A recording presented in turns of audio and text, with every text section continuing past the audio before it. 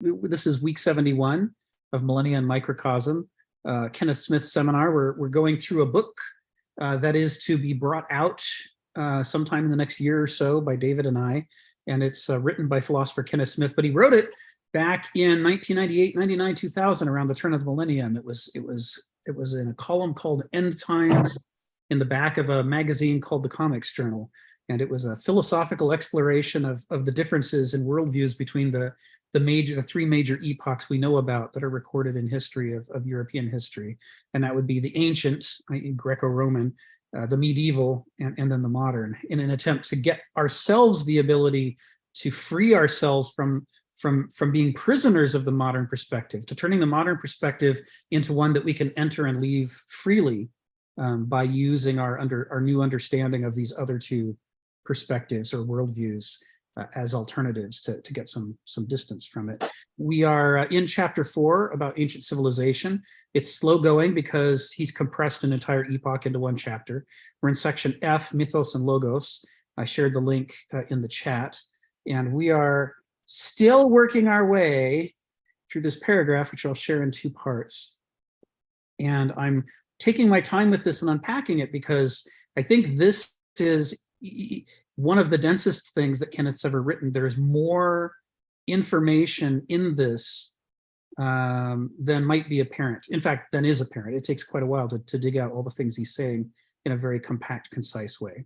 So today we'll be picking back up again with this question of where he says, instead of merely feeling, the mythic mind was prepared for seeing the order of its world in its own self. That's the part we're focusing on. And we're talking about what is that preparation? Why would the mind, we'll talk, hopefully we'll get today to the part where we can talk about, well, what does he mean by the mythic mind? But for the moment, the focus is on what does he mean by being prepared to see the order of the world and its own self? That's the focus here. What is the nature of that preparation? Why would we need to be prepared? Why can't we just see the world and ourselves? Obviously, talking about seeing our own self, this is going to tie into Gnothe Seauton, and this bit about preparing to see the order of the world is going to deal with Heraclitean themes about, are we capable of seeing the dynamic forces and principles that make up nature below the surface of the phenomenon that they generate. So we're gonna explore that and talk about why it would be necessary to prepare. But I see Phil's got his hand up, so let's begin there. Go ahead, Phil. Yeah, I've been thinking about this issue, and it's very interesting. The Western civilization is really the nexus or the synthesis between Athens and Jerusalem. And when I was thinking about this issue, I thought of the relationship between the Old Testament and the New Testament and the act of creation. The Old Testament, I think let me say that Old Testament says, in the beginning, God created the heaven and earth. And the earth was without form and void. And darkness was upon the face of the deep. That's the beginning of the Old Testament. When it came to the New Testament, it was very interesting. In the beginning was the Word, or Logos. The Word, or Logos, was with God, and the Word was God. That is to say, in the New Testament, the Logos was with God. To me, that means that the Word, or Logos, was a representation of God, and the Logos spoke for God. That means Logos had assumed the power of creation, even in its reflection. The question I had is, did the God of the Old Testament make the heavens and earth with his hands, or did God speak creation? If indeed he spoke creation, then the very act of speaking is an act of creation. If not a direct creation, then at least an echo or reflection of creation. Creation, curiously, has the Greek mythic goddess and gods of Echo and Narcissus is a derivative of creation, and it reflected the original speech. After the original primordial creation of God, of the Old Testament, did God withdraw from the world he had created for it to fend for itself, since Logos was embedded in the world, for intellect to emerge and speak for itself as the echo of creation? Is that what the artist, artistic act, or any act of creation is doing, to ask the original creation to disclose itself, asking the withdrawal of God embedded in the world? If so, is the act of creation, creation 2, which is the echo,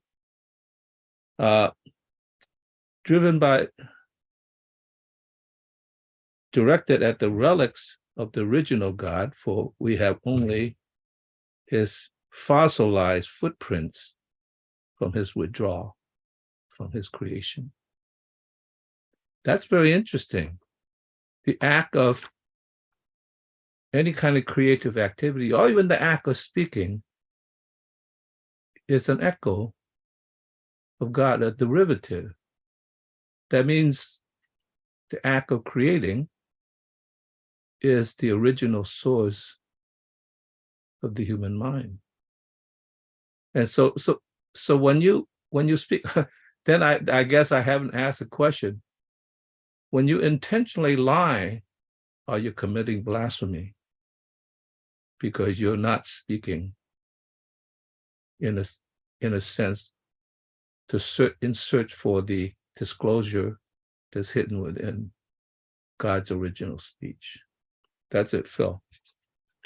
I thought I also brought in mythos. Thanks, Phil. Yeah, it's challenging to cross the Gospel of John, with the use of the Logos and Heraclitus and the ancients. The ride that needs to displace the old worldview, and this is John, the original worldview. They've made things not only better but worse at the same time. It's an alternative worldview, not a superior worldview, and it occupies the exact same interpretive space that we need to be using to try to understand the ancient worldview. So you can't at the exact same time look at the Logos in a Gospel of John way and look at the Logos in a Heraclitus way, because they're mutually incompatible with each other. And that was the purpose of the use of the Logos in the Gospel of John. He's not merely trying to say something, he's trying to convert people, and he's trying to eliminate the original worldview. He's trying to kick it off its throne. And to do that, what's happening here conceptually in terms of vocabulary is similar to what happened throughout Europe, where Charlemagne and others would go about knocking down pagan temples and building Christian temples on top of them. It wasn't enough to just empty the temple and say, nobody go in there. And it wasn't enough to knock it down. They had to put something in its place so that it was impossible for that temple to be there, the one that was gone now, because the new church was occupying its place. This is what Logos does in the Gospel of John. It's well understood, it's well documented at this point that there were early Christian sects that were enamored of Heraclitus in the same way that what became the dominant Catholic sect was enamored of Plato. That they were very interested in paradox. They were very interested in the Logos, and one wonders whether the sect that eventually produced the Gospel of John might have been one of these. But they're certainly not trying to get you to understand logos the way Heraclitus did or the way the ancient Greeks did. They're trying to put a new definition in there that leaves no room for the original understanding.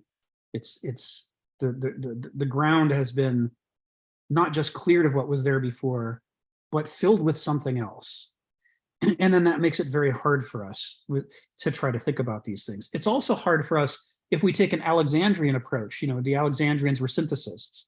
They tried to combine ideas from multiple religions and put them together into these sort of super religions and super deities and this kind of syncretism. And it's understandable for moderns to try to do that too and say, well, maybe could this logos be that logos? Maybe they're talking about the same thing. But it was specifically the program of the early, maybe not the first century, but by second and third century, it was the program of these sects to make syncretism impossible.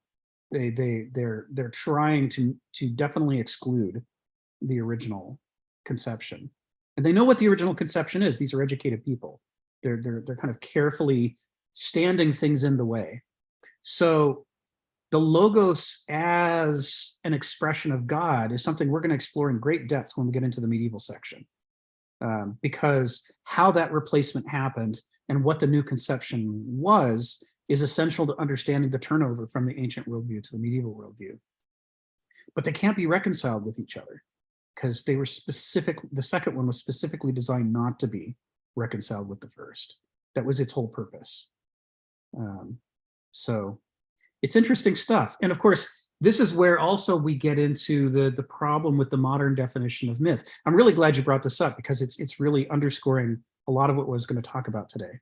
This problem with the term myth, I come back to this every single session while we're in this. To a modern, a myth is a lying but popular tall tale. It's not true. And or from a scientific perspective, from the modern conception of science, we say a myth is a bad attempt to explain reality. So, you know, what is the origin of X? What is the origin of Y? There are tall tales like that in the ancient and medieval world. And the modern scientific perspective is to call those myths and say, see, those poor primitive minds, they just didn't understand, you know, why rain falls. They didn't understand why eclipses happen. But now that we do, we don't need those. Those are obsolete forms of understanding. And it's important to modern science's self-understanding that myths be penned up within those boundaries. They must only be that, because modern science, as opposed to true science, modern science is concerned with saying everything else is obsolete and we're modern. It's the difference between real science and modern science. Real science doesn't have that modern ideology attached to it. And in the modern world, there is a tug of war among scientists, frequently having to do with how do I get my funding, you know, for next quarter to make sure that I'm not going to have my lab shut down. That has to do with how much are you allowed to engage in real science and how much do you have to compromise and shift over to modern science in order to popularize what you're doing and attract funding. So this is what I mean by modern science. So from a modern scientific perspective, not a real scientific perspective, it's important that myths have this definition because this creates a picture of the history of science as a great march of progress, like the 19th century idea of evolution, that first was bad science and then was mediocre science. And now behold ourselves gloriously doing real, you know, supposedly real science. And let us not discuss the compromises that are made around funding and so forth. That's nothing to see here. That's the man behind the curtain. Shh, don't talk about that part. But between these two definitions of myth, we're sort of pulled back and forth. Is it a popular lying tall tale, or is it a bad science? Is it a bad explanation? It must be one or the other because those are the choices that are given to us. The idea that myth might be neither of those things, and that those categories, in fact, the lines drawn around those categories, are what get us into trouble. Because when we look for an alternative definition, if we can buy the idea that the ancients used the word myth to mean something else, we try to import those dotted lines around the topics, you know, lying, popular tall tales, and bad science, and then try to say, okay, I'm willing to somehow try to interpret the contents of these two categories in some positive way if I'm open-minded, trying to think about the ancient worldview. But the truth is, those weren't the dotted lines that the ancients were using, right? So we don't even see that what we've done is not only by this definition of the term, we've buyed in the category of what is the subject under discussion. And all of that gets in the way. So we have these problems with the word myth, just like we have problems with the word logos when we try to combine Heraclitus with John. And what we gradually find is every single word, free will, determinism, right? Nature, you know what I mean? The mind, the spirit, the soul, the divine, every single term has gone through this transformation. This is in many ways the core definition of one of these epoch turnovers. This is how you know when it's happened, is when all of those terms have changed their meaning in a way that now they all work together to present the world in a way that's basically alien to the way it used to look before that revolution. And the result of that is not just that it's not that we've gotten better, it's not just that we've forgotten something, it's that the new worldview is literally in the way of the old worldview. Every single way we turn or try to reach to get back to the old worldview, we find the new worldview already standing there, trying to supply us with definitions and categories and patterns of thought in order to block us from being able to make sense of the world the way that it used to make sense. This is part of the reason this is hard for moderns to take is we really like the idea of the brain as a computer, and information consists of facts, and we just pour the facts in there. They don't change us. We can contain as many facts as we want, and we remain free to reason objectively about them to our heart's content. We don't like, and we can't accept the ancient perspective, which is that there's no such thing as a fact. Everything you put in your mind changes you. It's not just something you've added and that you could remove or you can move around to your hearts. It's not passive. It's an organism. And it's going to try to make sense of itself within the larger pattern of your mind. And that's not just going to do that by adapting to your mind. It's also going to do that by changing your mind when you're asleep, when you're dreaming, when you're not paying attention. These concepts are working to make sense of each other and reconcile with each other so that you get the man with the hammer problem. You pick up the hammer and everything starts to look like a nail. You pick up the modern worldview and everything starts to look like it couldn't, like the ancient worldview couldn't possibly be true. In fact, it's not even conceivable. You can't even quite make sense of what they're trying to tell you. It's like gibberish. It's like they're misusing all the words. I don't know what the hell they're talking about. So logos, we see this, like Phil just pointed out, we have this issue with the term logos. They're in each other. Part of what we're trying to learn is what is this ancient view, and then throw a switch the other way and see the world in the modern view. Why isn't it that easy? Back and forth. And what we discover is the answer is no, it's actually quite difficult to do because it is in the nature of a worldview, even the possibility that there could be any other worldviews. Even the act of switching, in some sense, is suppressed through the process of adopting a worldview.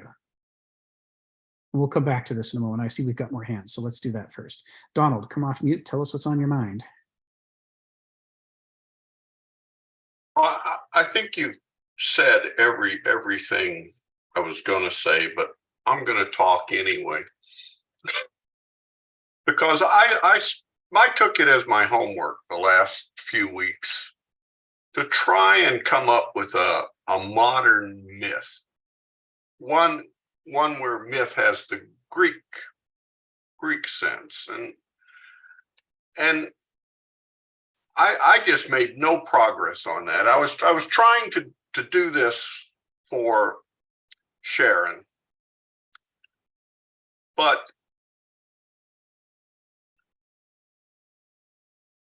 you know, mythos is just taken on falsity for moderns. And I was then reminded that, you know, it's pretty much just as Kenneth said, logos is not an alternative to myth. Logos destroys myth. Logos does to me is, we could say, I said, the logo sort of dissolves myth, but it's not like water, where water is a solvent, takes up something and then carries it with it. It's part of it, sort of Hegelian in the way concepts get overcome. Logos is like an acid. It tears apart the molecular structure of myth, rearranges the atoms into different molecules, makes it unrecognizable. And that's pretty much just what Kenneth says. It's not just, oh, there's myth and oh, there's logos. It's that from the 3rd century or the 4th, I don't know, BC on, logos was destroying myth, not being used to either be clarified or clarifying myth itself. And that's enough. No, that's very good. Thank you for that. It's true. When we, and we've done it in these calls, when we struggle to come up with a modern myth, we come up with things that moderns call myths, but that from an ancient perspective, the ancients would never call a myth. The myth of the self-made man is a modern myth, but not an ancient myth. And I don't mean that the ancients didn't believe it. I mean, it's not a myth in the ancient sense. It's just a pattern or a story. It's a tall tale, right? And that's a completely different kind of thing than a myth. The myth of Odysseus was so smart that he accidentally destroyed the Bronze Age Mediterranean civilization, and how he did it in such a way that it pulled in his friends, his neighbors, his family, all of the Mycenaean civilization, Troy, and eventually everything else, and the gods themselves squabbling on the plains of Troy. That's a myth. And not because it's a story, but because it gets to the heart of a problem, which is that for finite mortals, our virtues are also vices. This is one of the things that Aristotle explores in the Nicomachean Ethics, when he talks about the way that if you don't have a complete suite of virtues, whatever are the virtues that were not cultivated in you that are still vices, they will write the story of your life. The story of your life will be about how you could have done all these amazing things, but look at this defect you have. And that defect led you to contaminate every act you did in a way that was catastrophic. This is why the Greeks are writing tragedies. They're not doing it to make some money or tell a story or to be popular. They're not doing it because they want everybody to know their story. They're doing it because if you don't know this story, then you probably don't understand yourself. And you don't understand yourself in a dangerous way that will make it difficult to create a civilization that's sustainable and healthy. This is what myth is for. This is what myths are. Myths are the things that tie the deep, all-important, but invisible and intangible principles of nature and humanity and the divine together into a compelling, unforgettable narrative, so that even if you want to, and you probably will want to as a mortal, even if you want to forget the story, you can't. Nobody can forget Oedipus. Catastrophically, in that moment of realization, tearing his own eyes out. No, it's unforgettable. It's an unforgettable story. And in that way, they're able to show how you can be the best and the brightest of your time, and still everything can go to crap because of the one thing you didn't know, that you didn't take into account. This is about the nature of finitude, and about how we have to be very cautious in our exercise of power, because maybe the gods can exercise power without catastrophe, but we can't. There are always unintended consequences, and they stem directly from our finitude, from our mortal condition. I saw Donald came off mute for a moment. You wanna expand on that? Okay.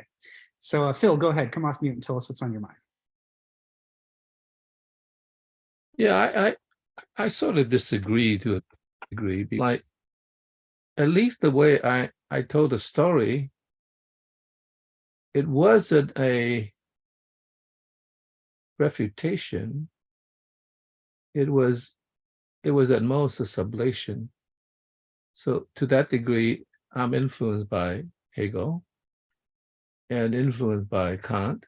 In other words, human beings, because we're finite, we don't have the knowledge of God. If you don't believe in God, we don't have the infinite understanding. Okay. And both logos and mythos are still representations in different forms. And in some ways, you could say mythos is deeper. In some ways, logo is, sharper. And so the sublation does not mean that it's eliminated. It's transmuted and is never forgotten. And that's why I purposely chose Echo and Narcissus, right? Yeah. Because it's present at the moment, even at the modern moment, that still operates with us. And when Narcissus looks into the water, he doesn't see truth or falsity, he sees both. Mm-hmm. That is, if he's clever enough to see both. He's captivated, unfortunately, by the appearance rather than the reality. And so, but the thing is that we are trapped in Narcissus' form because we need to, in a sense, penetrate into the reflection and allow it to disclose itself more. And in that disclosure is where we begin to actually see the invisible that's beneath the myth. Same thing with the echo. I mean, particularly if I'm telling the story that after God created the world, and he withdraws, God is not present. Only his handiwork is present. And all we have to work with is the presence of his footprints, the traces. And in some sense, our finite mind is trying to ferret out in those traces all the loss that God has left us. We are, by the way, at the moment when God has left us, whether he has or not. I mean, we'd be so alienated. And in that sense, there's always the seeking of the disclosure of the invisible for it to appear. And I think that's what myth does. Myth has a much more acceptability of the hiddenness behind the representation, much more than logos. Logos, I mean, if you take the hard form of logos, logo is built on the structure of its making. And so therefore, in a sense, it follows the logic that already knows. Mm-hmm.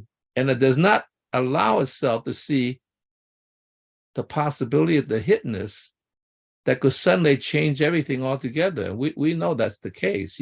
So as a human being, you live in the thing that you have to depend on the logic, that the knowledge you already have to go forward, but you always have to, in a sense, understand that for that knowledge, for that hypothesis, or whatever it is the logo operates upon, it's always vulnerable to the fact that you might be going off course and you have to look for the invisible to appear, and suddenly you realize, oh, I'm gone off course.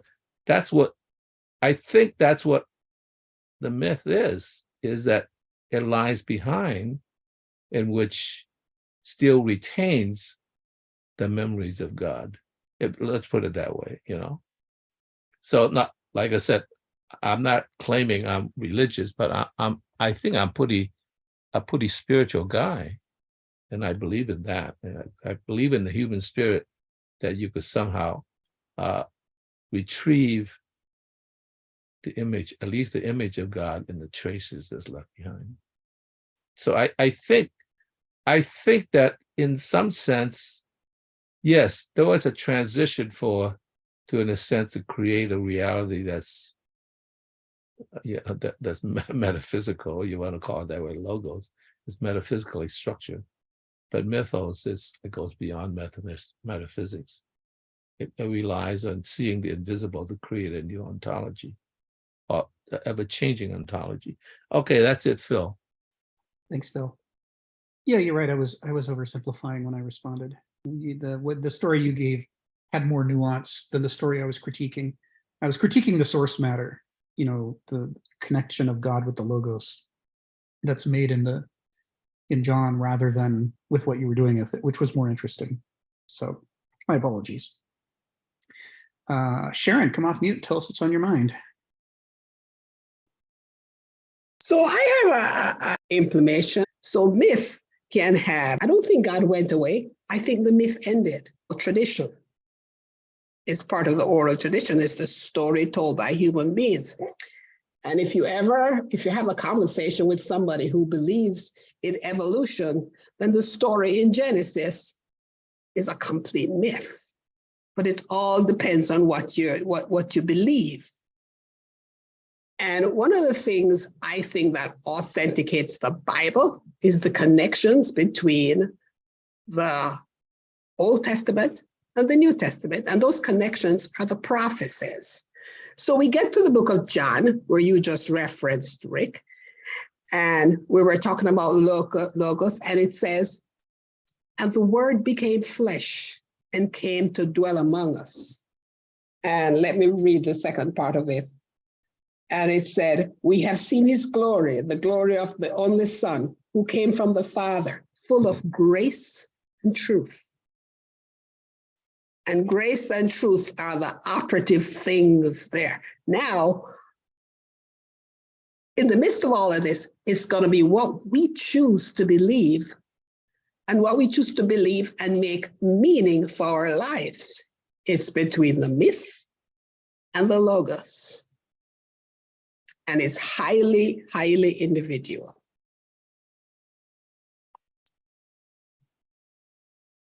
Thank you, Sharon. Yeah, this is challenging stuff. The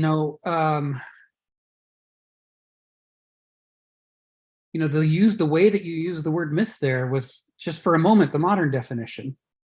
And that's what happens when we try to talk about these things, is that our brain is trying to express the thought. We reach for the most natural word, and modernity has prepared us so that the most natural word uses an ancient term in a way that ancients never used it.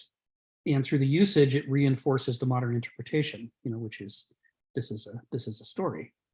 And likewise, there's when this issue about choosing the interpretation of the divine, this is a very modern thing. This was really what the Protestant Reformation was in many senses about, was the struggle against the idea of an imposed orthodox theology, because people believed that they had more valid interpretations than the imposed orthodoxy. So they began breaking with the church and forming their own splinter churches. And in that is the idea that individual conscience is more important than conformity to an orthodoxy. This was, at the religious level, this was the nature of the revolution, from the medieval to the modern world. And in that, when we then, as inheritors of that revolution, even Catholics today tend to take they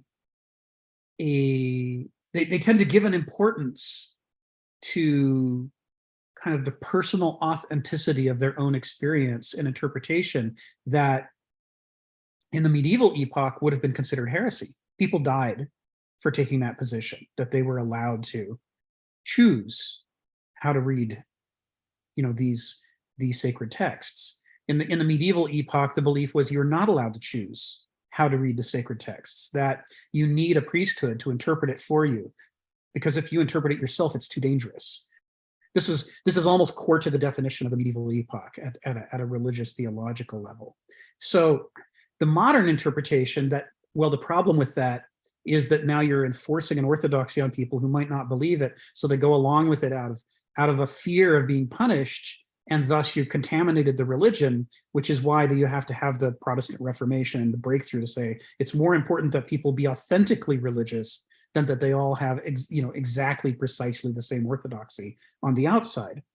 This was Luther's critique, right, of the church at the end of the medieval epoch, that the enforcement of orthodoxy was compelling hypocrisy and secrecy, is what it was doing, and thereby it was contaminating religion. Now, so for us as moderns, this idea of choice in our relationship to the sacred is paramount. We believe without choice, you don't have authenticity. But the medievals didn't believe that, and the ancients didn't believe it either. Their conception of God and the divine didn't involve personal choice. Now, they disagreed with each other too. Right? The medieval epoch believed the priesthood would choose for you, and then your job is to accept that choice or go to hell. So that was sort of the medieval framework for your relationship to the non-chosen nature of the sacred. The ancient perspective didn't have that belief. The ancient perspective didn't believe any human priesthood had a monopoly on interpreting the divine. And they were certainly open to the idea that any random individual could directly experience the divine in a way that nobody had ever experienced it before, and yet it could still be true. It could still be real. Because from the ancient perspective, we share nature, and nature is the source of the divine. All kinds of divinities and sacred things emerge out of nature. And it's our job to respect them, even if your dominant culture doesn't know what they are. Even if your dominant culture doesn't agree, if it's really true, then you have to respect it. And that can mean that you are an individualist when it comes to religion. But you're an individualist for almost the opposite reason that you'd be an individualist in the modern world. In the modern world, it can be because I feel like it. I believe this is true. Whereas in the ancient world, it was because I'm compelled by nature. Nature compels me to believe this. Not I chose it. I didn't pick my church. It picked me. This is sort of the ancient way in which they had an individuality that was still not about the human ego selecting. The way in the modern world we believe you're allowed to select your church. They didn't believe that in the ancient world. They thought your culture picks you and it gives you a religion, and or you have a direct experience with the divine and it picks you. Like Paul being struck on the road to Damascus. This is one part of the New Testament that has a lot of ancient flavor because he was Hellenistic, right? He was an educated, he had that classical education. And so the story that he told was the story of nature or God choosing him without his permission, and he had to go along with it. That's a very ancient perspective. Go ahead, Sharon. I just want to add one thing. One of the things that's always fascinated me is stained glass windows. And stained glass windows have a function. Stained glass windows in ancient time and in probably medieval times was the way of controlling that myth. And when the Catholics came along and added, and I hope I'm not offending anybody, and added confession to it, where you had to go and confess your sins to the priest instead of engaging with a higher power in prayer, in a silent means, they removed the choice. Mm-hmm. And when you look at the modern church today, mm-hmm. and the varied interpretation of the orthodoxy, no wonder we are having a problem. It's probably too much choice. Yes. Yes. And this is what you see in this division of, we've talked before about nature, God, and man. What is the priority among these three sources of decision making, and using that to define ancient versus medieval versus modern. So we see that right here in the selection of theology. Who's choosing? And in the ancient world, it is nature, the source of the gods, that's choosing for you what your theology should be. And in the medieval perspective, they argue that it's God who's choosing, except that since God's not here to directly speak for himself, we will instead have this institution called the church, and they will speak for God, and they'll choose what your theology is. And then in the modern perspective, it is you have to choose. It has to, which has the advantages of forcing you to confront your own hypocrisy and deal with issues of authenticity, but has the downside that it plays into ego. Are you choosing for the right reasons? Are you choosing your church because you think this one will make you rich, like as happens in the prosperity gospels? And, you know, when you like, you see a lot of this in Korea. With the rise of prosperity gospel, and people are like, I joined this church because this church promises if I give the money, I get rich. So that's why I'm going. And, you know, you can imagine Jesus's reaction to that. There's all kinds of things that can happen in the modern order. And once you put human ego in charge of the selection of theology, that, you know, are, I would say, terrifying from a traditional Jesus perspective. You know, these are the things that he spoke out against. And so what you see in this is that each of the answers that people try to provide, whether it's nature, God, or man, contains within it not only improvements and breakthroughs, but also new forms of corruption. And this goes to the heart of this problem that we're finite. We never know all of the variables. We never take everything into account. And the things that we don't take into account inevitably become the source of our stories. What did we, you know, as Creon says in Oedipus Tyrannus, you know, the unheeded thing escapes. What is it? What is it we weren't paying attention to? Stephen, and then Phil, and then I'll go back to this issue, preparing the mind. Go ahead, Stephen. Yeah, so just going to say, am I coming through? Oh, good. Yeah, I was just going to say it was my observation over time when I was looking into the history of the developments of Christianity, that what we were seeing, and they probably got this from the Hebrews, was, well, it's sort of like KFC. You've got a universal religion. You go from, say, if you're a Hebrew, you go from Egypt, you go to Spain, you have a universal set of values with, you know, little few differences. If you're a Christian, you go to a church in Britain, or you go to a church in Syria, they're going to be very much the same. It's like KFC, you know what to expect. You know how you're going to get treated. You know what you're going to deal with. It's not like you go into a restaurant somewhere and you have to figure out, well, what's good food and bad food for me? What do I like and dislike in this restaurant? With KFC or McDonald's, I already know. It's fast food. The Christianity or Islam, it has God as a cosmic dictator. And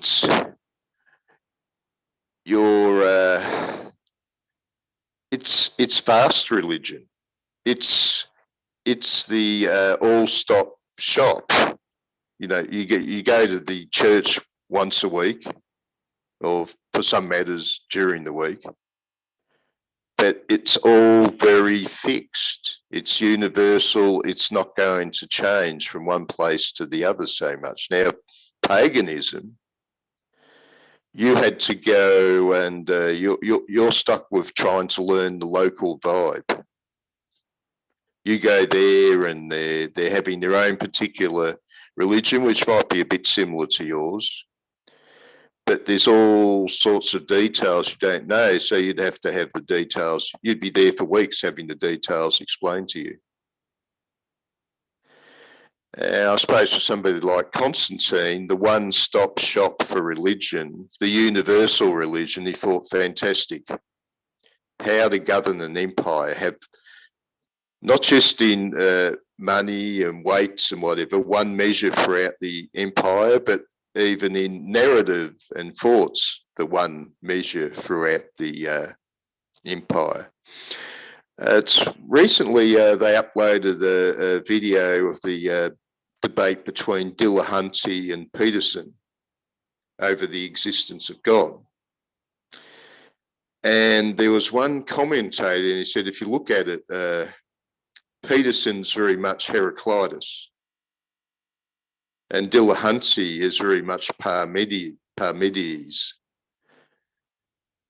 And the thing is, yeah, Dillahunty's, you know, saying, well, Peterson's always bringing up Nietzsche's point that that once you've thrown away religion, the basis, the substrate of your moral ideas has been thrown away. You'll continue with them for a time, and then after 2 or 3 centuries, you might find yourself rather lost. And the modern mind refuses to accept this. Dillahunty's saying, no, I'm still a moral person. I'm an atheist and I'm still moral. I haven't suddenly turned into a psychopathic killer because I'm an atheist. And I thought, well, Dillahunty's failed to notice, as he said, he was once a strong believer. He was brought up in the church. He read the Bible.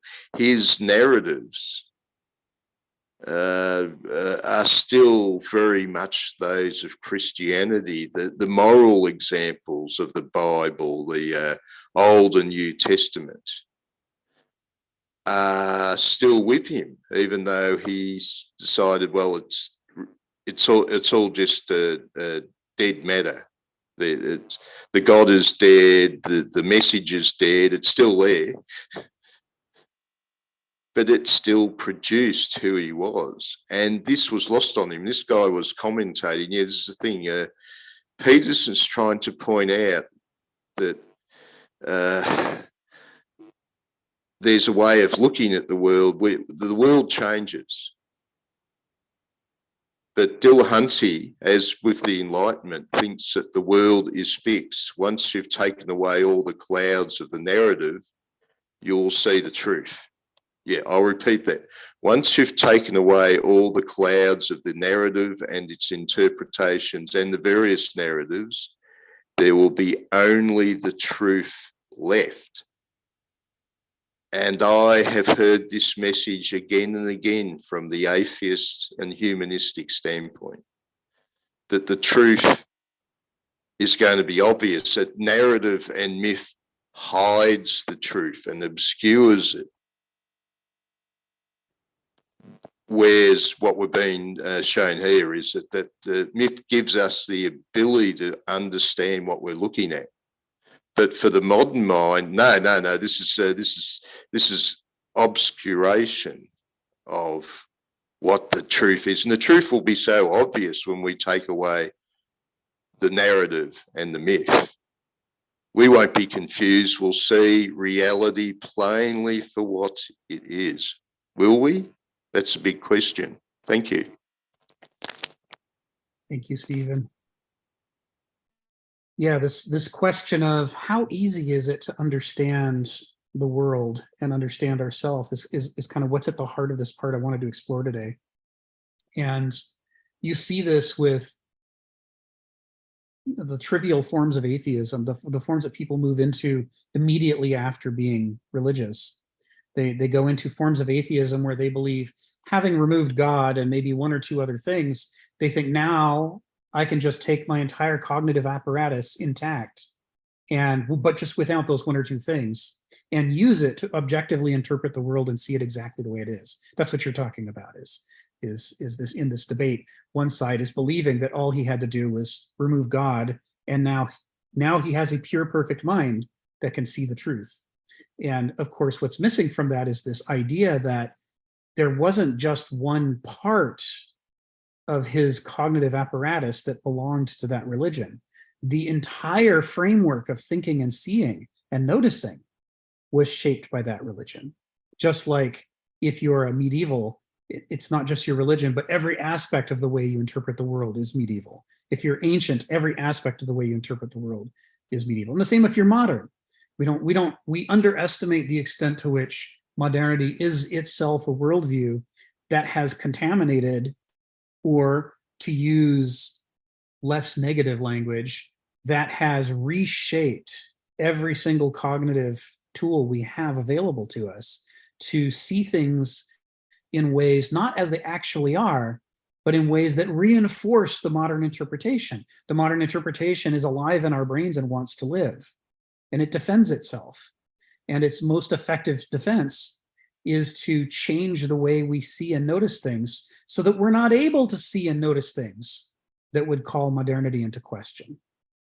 Just like a medieval looking at the world sees a world that seems to reinforce the medieval conception of the world. An ancient looking at the world notices the things that reinforce the ancient worldview and doesn't notice the things that contradict it. Where this out works for all of us.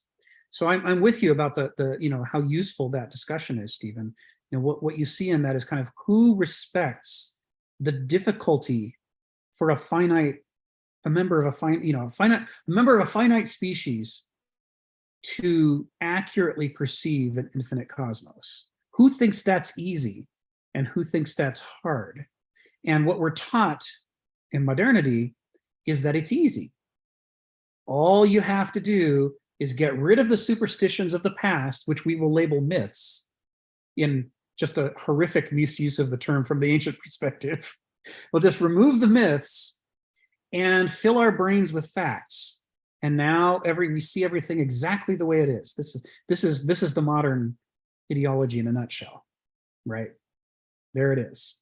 And completely missing from it is the idea that even just doing that imposes an enormous amount of interpretation on the world and on ourselves that causes us to see things not as they are like in a mirror, but to see things as they are like in a funhouse mirror, wildly distorted. We see ourselves in wildly distorted ways, and we see the world in wildly distorted ways. And evidence of the distortions is literally everywhere around us, because everywhere we look, we're using these distorted instruments of perception. But the strongest evidence of the distortion is that when we examine our understanding of ourselves in the world, we do not conclude that there is a massive distortion going on. We don't notice it at all. And if somebody from another epoch were able to take a look at the world the way we see it, they go, sweet Jesus, what's wrong with your vision? How could you see things? Everything's wrong. Everything's distorted. How can you not notice how distorted it is? And the answer is, this is the water we fishies are swimming in. It's always been distorted that way. We think that's the way it really is. It's like if you grow up on a Mercator projection, always seeing the map of the world that way, and someone hands you a Peters projection or any other for the first time, your first reaction is, what's wrong with that map? That can't be right. And the truth is, there's less wrong with that map. It was the map you were using that was worse, right? But you're so used to it, you think that's how things are. So, what's hard about this is that most of our metaphors that we use, even the funhouse mirror metaphor, they all involve facts. And we think facts can easily be tested and discarded if they're wrong and replaced with true facts. So it still leads us to underestimate the difficulty of seeing the world and ourselves with less distortion than we're doing now. When he says that myth helps prepare the mythic mind to see the order of the world in its own self, he's talking about overcoming an enormous difficulty. He's talking about the third birth that Homo sapiens has to go through to reach an adult mind. And the third birth is the hardest of all, which is what I want to talk about today, but we'll get there. Go ahead, Phil, come off mute and tell us what's on your mind. Yeah, I think an important thing to stress here, and I think you hinted at it already, is how do you approach nature, or anything actually. Of course, if you approach it with a humility, it's different than you approach it with a kind of arrogance. What the humility does is that you come and you have a conversation, and the conversation involves a certain amount of questioning, a dialogue, right? And out of that dialogue, presumably some previously hidden variable or hidden thing that nature have to tell you might disclose itself, and you find some new things. However, if you come with an arrogant thing, you in a way, you come with a kind of tool. And the tool that modernity has is the grid, the mathematical grid.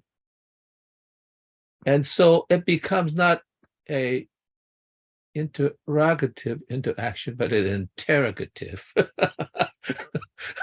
I mean, like, you know, we know where you were. Where were you last night? 2 p.m., right? They already got the grid. They got the theory. Mathematics has the theory. Now we just got to find where you were to fit that theory. You know, we're going to be like Francis Bacon. We will torture nature until it relinquishes the secret. I think there's a complete difference in the way you approach it, because what you do, we know, at least to a certain degree, that when you are in this sort of aggressive interrogative mode, which sometimes is good, but most of the time it isn't good, is that you end up getting the answer you want. Not the answer of truth, right? The guy don't want to be tortured anymore. He'll say, yes, I was there last night. Of course he wasn't. And so I think you have to approach this with a certain degree of humility and a certain degree of gentility, or what Sharon would say, grace, so that there is an interpersonal reaction within that. The same thing with nature. We have been ceaselessly torturing nature, right? If you don't believe that, we torture these poor animals, right? Now, maybe I could stomaching torturing some lower animals, but we tortured chimpanzees to give up the secret. Dang. I mean, that was my great-great-grandfather. You know, you're torturing. It's like, I think that we have become maybe a little bit too enamored by the mathematical grid, that it has the theory of truth. Now we just need to fit the pieces into the dot plot, and we've got it. And I think this is a different kind of tool than, let's say, a hammer. Yeah, I suppose you could misuse a hammer. You could have everything is for a hammer, but you could only miss it to a certain degree. But with the mathematical grid, you got it. And not only you got it, you actually believe it. You literally believe, you know, just put those dots in the plot and there you got it, you know. And you're going to torture that poor animal or whatever, the tree or whatever it is, until it surrenders the quote truth. And I think that we are in that position that we believe that we are right and we will torture anything in our sight. That's it, Phil. Thanks, Phil. James, come off mute and tell us what's on your mind. Oh, thanks, Rick. Good to see you again. Are you saying that the modernity is redefining who we are in terms of our finitude, and that you know, by way of defining ourselves as finite, we're at the same time you know, getting rid of these myths of you know, the past that did not restrict ourselves to that kind of understanding ourselves as finite, and that we could do that without any repercussions. And so there's a lot of modern philosophers that you know, that are adhere to this kind of very atheistic point of view, that we are finite beings and that's all we are, and there's nothing else to it. And then by doing that, we're also defining ourselves as kind of like, you know, that we're humans and there's only a human world and a human interpretation of what the world is, and that leaves out a lot that's can't be defined. So it leaves out a lot of the mysteries of nature, and it's also leaving out the religious, you know, not necessarily institutions, but the mysticism that is inherent, that it was that is part of those institutions, that maybe was the inspiration for those institutions. So yeah, there's a lot of history of mysticism that runs throughout different cultures in the world in history, and seems like all kinds of religious groups and even philosophers have acknowledged a kind of mysticism, that there's something that that is not just finite, but something that we can't understand, that is more holistic and incomprehensible, but it's more comprehensive. So yeah, it's just that's interesting. If that's what you're talking about, that's really what's attractive about this point of view. Thank you. Thanks, James. Yeah, what's interesting is that modernity has, like any process of development, modernity has changed its mind about some of this stuff. If you look at very early modern philosophical, religious, and political documents, they talk about God a lot. I mean, our Constitution and our Declaration of Independence talk about God. The early mottos from this country: God approves of our enterprise, of our undertaking. There's this sense that expanding from sea to shining sea is God's will, and that it's manifestly our destiny to take the whole continent if we can, which of course we didn't end up managing to do, but we were sure God wanted us to do this, and that was modern. That was a form of modernity in which they found ways to reconcile the medieval conception of an infinite deity and an infinite soul of a human being with nevertheless with the rest of modernity, that we could still do modern things even with this larger conception. But over time, as Stephen alludes to, we did this shift where we gradually found that belief in God and the teachings of Jesus and so on were getting in the way of the market. Having people say, I'm not sure Jesus approves of slavery, was interfering with the practice of slavery, and it was inconvenient for us if people were willing to throw their lives away to do the right thing, and try to stop us when we were trying to make an honest buck. All I'm trying to do is make this quarter's revenues look great. I mean, who are you to object to me destroying this aquifer for the next 10,000 years? Come on. So there was this shift in boardrooms and executive suites, moving and in congressional halls, moving towards a middle model that we're still in, where people find it more convenient to their economic interests not to believe in the infinite, to believe that God doesn't really stand in our way on anything. He doesn't actually require anything of us. We can do whatever the spreadsheets tell us to do, or whatever the laws tell us to do. And that, in fact, we must do what the spreadsheets and laws tell us to do. God must want that, if he's involved at all. So you get these people who start to not actually believe in a normative God, and yet they find it inconvenient to admit that publicly. And so publicly, politicians will tell you how godly they are, and they'll go to church on a regular basis, and they'll sprinkle God throughout their speeches. But they're in their private life, if you could scratch past the surface, you discover that they basically live like little selfish greedheads who don't believe in heaven or hell or any other constraints upon their behavior. Certainly don't believe in the Sermon on the Mount kind of requirements on their behavior.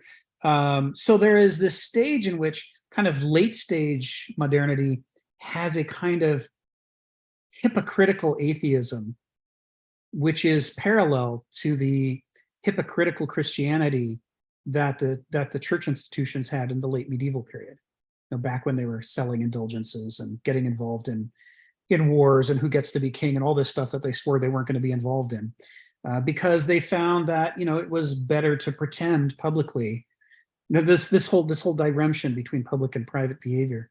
So where modernity stands on questions like, are people finite, it shifts over the course of modernity. But what doesn't shift is the belief that nothing should be binding upon the intellect. We should be able to reason our way to solutions.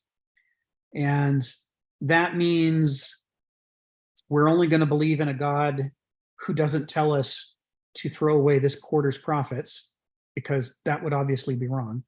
And we're not going to believe in traditions that suggest that maybe we shouldn't, sell the following folks into slavery because look at all the money to be made. There's this way in which we adjust our conception of the infinite to reduce its hold over us until we're able to do anything. And when that proved to be too contentious, leading to civil war and world war, it was modified to say, well, the only thing that will restrain us is, since we're not going to let God restrain us or tradition or anything else, we'll let the law restrain us, right? So we'll pass a law that says that slavery is not allowed, and that's the reason that we won't do slavery. And we'll tell ourselves how moral we are for not engaging in slavery. And yet, how many of us would engage in slavery in a heartbeat if it wasn't illegal, if we didn't think we'd get in trouble for doing it? So there's this way in which you get this circularity in which there isn't any real morality. It's a self-defining system. We've unhooked ourselves from these infinite things that had authority over us, and instead all of those obligations and duties have been hooked into the system that we ourselves are building. So the system tells us what to do, and we build the system. So ergo, we're telling ourselves what to do. And in this way, incrementally, century by century, modernity is shifting away from a belief in the infinite and towards a belief in whatever our systems happen to be at the moment. And this is why, US politics work the way they do for the last several decades, which is the Democrats get into power and undo everything the Republicans did in the previous administration. Then the Republicans get into power and undo everything the Democrats did in the previous administration. It's all a meaningless tug of war over the law, because the law is the only thing that's reigning in our behavior anymore. And so everybody knows we can do whatever we want as long as we change the law to say so. This is the kind of behavior that you'd only see in modernity. In the medieval world, people would have different motivations for doing the things they wanted to do. In the ancient world, they'd have different motivations. We explain things and justify them in ways that don't frankly make sense to a medieval or an ancient. And the fact that they make sense to us is not evidence that they do make sense. It's only really evidence that we've been indoctrinated by modernity into not noticing the circularity of our own arguments. So on this question of the finite and the infinite, that's where we come down on it, is there's this way in which there's a finitizing function that's going on. But as with all of these coins, there's a flip side, which is the only way you could justify saying, well, I don't need God to tell me right from wrong. I can decide for myself. And I don't need, I will unhook every traditional relationship that evolved over hundreds of thousands of years, and I'll replace them with decisions that I happened to make yesterday. And I'll justify, how can I justify that? How can I justify an infinite number of things being overturned by a finite being? This goes to the heart of how, your question, what does modernity conceive of a person as? And the answer is, although we finitized everything else, we infinitize what we conceive to be the power of the human mind. So we say it's okay that the human mind, and our institutions for combining our minds politically, that those are the only remaining authority, even as we dispose of an infinite universe full of resources and assets and relationships. It's okay because we've decided that while everything else is finite, the human mind is infinite. We can know everything. Or to express it in pragmatist terms, we can know enough. We can know enough to make the decision. That faith is sort of the bedrock of modernity, that the human mind can, ceteris paribus, all else being equal, this is what we should do. And as Kenneth Smith likes to point out, and Donald will recognize this, with the Achilles heel of ceteris paribus is all else. The only way we can evaluate if all else is equal is if we're claiming to have infinite knowledge of the universe, and that we've weighed all of the other considerations and seen they're all negligible, and now we're only going to focus on the ones that matter. And of course, who has known all things to be able to say, all else being equal, this is what we should do? Nobody, right? There is a basic denial of the finitude of the human mind that's baked into the foundation of modernity. It's kind of a schizoid interpretation of a human being. So on the one hand, we're so worthless that we can dispose of ourselves in world wars and slavery and whatever else we want, or for the next quarter's profits. But on the other hand, we're so infinite that our minds are able to make these decisions about everything. And we can unhook every other form of authority because our mind is infinite enough to judge truth and justice. There's a contradiction right at the heart of modernity. And that X marks the spot, which is where our heart is as an epoch. Sharon, go ahead, come off mute and tell us what's on your mind.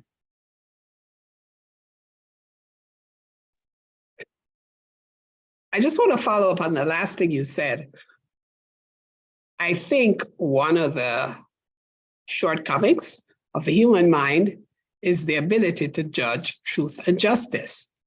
And I want to follow up on something that you said. If the law is the only thing that keep us from engaging in, say, an institution like slavery, then that tells us, to my mind, that tells me about the power of the myth. Because slavery was justified by Christianity until it wasn't, right? And I hate to say our consciences allowed us to start to re-examine the practice in the humanity of the enslaved. But I'm not sure if that's what it was. But I think myths are so powerful that I think even when there's a pivot point in the society for it to change, I think it still maintains its hold. Because one of the things I came with my friends, I mean, when I was working, and a lot of my friends were Republican, and they said, well, you have a lot of conservative views. I said, no, I can't engage. I'm afraid they're going to make me a slave again. And that was 10 or 15 years ago. And look at the conversation that we have now. So I think myths are powerful things, and they have pivot points where the society changes its behavior, but I think the foundational concepts do not disappear. Am I seeing that the way it is? And I think he says this here. Instead of merely feeling, the mythic mind was preparing for seeing the order of its world and its own self. That's when the Christians went from slavery was okay to not being okay. Instead of being blindly vulnerable to psychic forces, the mythic mind discovered the logic of the psychic and the psychological. Is that conscious? Yeah, this is just fast. Hey, Sharon, I don't know about justice, but I know that the grounding for truth these days is algorithm, not nature. Did you say algorithm? That's right. That's where truth lies. The algorithms will tell us what's true. Yeah, that's right. Computers absolutely. as the new prophets of truth, right? And depend on what's the first category on the algorithm, because you will end up very differently. The endpoint will be very different. That's right. That's right. It's why half of all computer programming offices in the world have a little sign up that says garbage in, garbage out. It's to remind ourselves to be very, very careful about what we trust of the reports coming out of a computer, especially for computer programmers.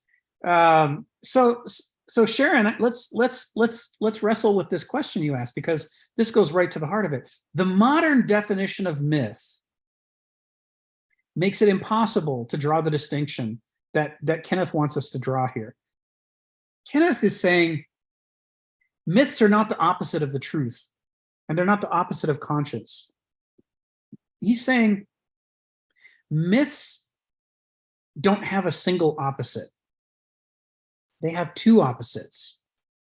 There is the dualic, naive, gnostic, parochial world of feelings and memories and sensations. This is summed up by, it seems to me, doke moi.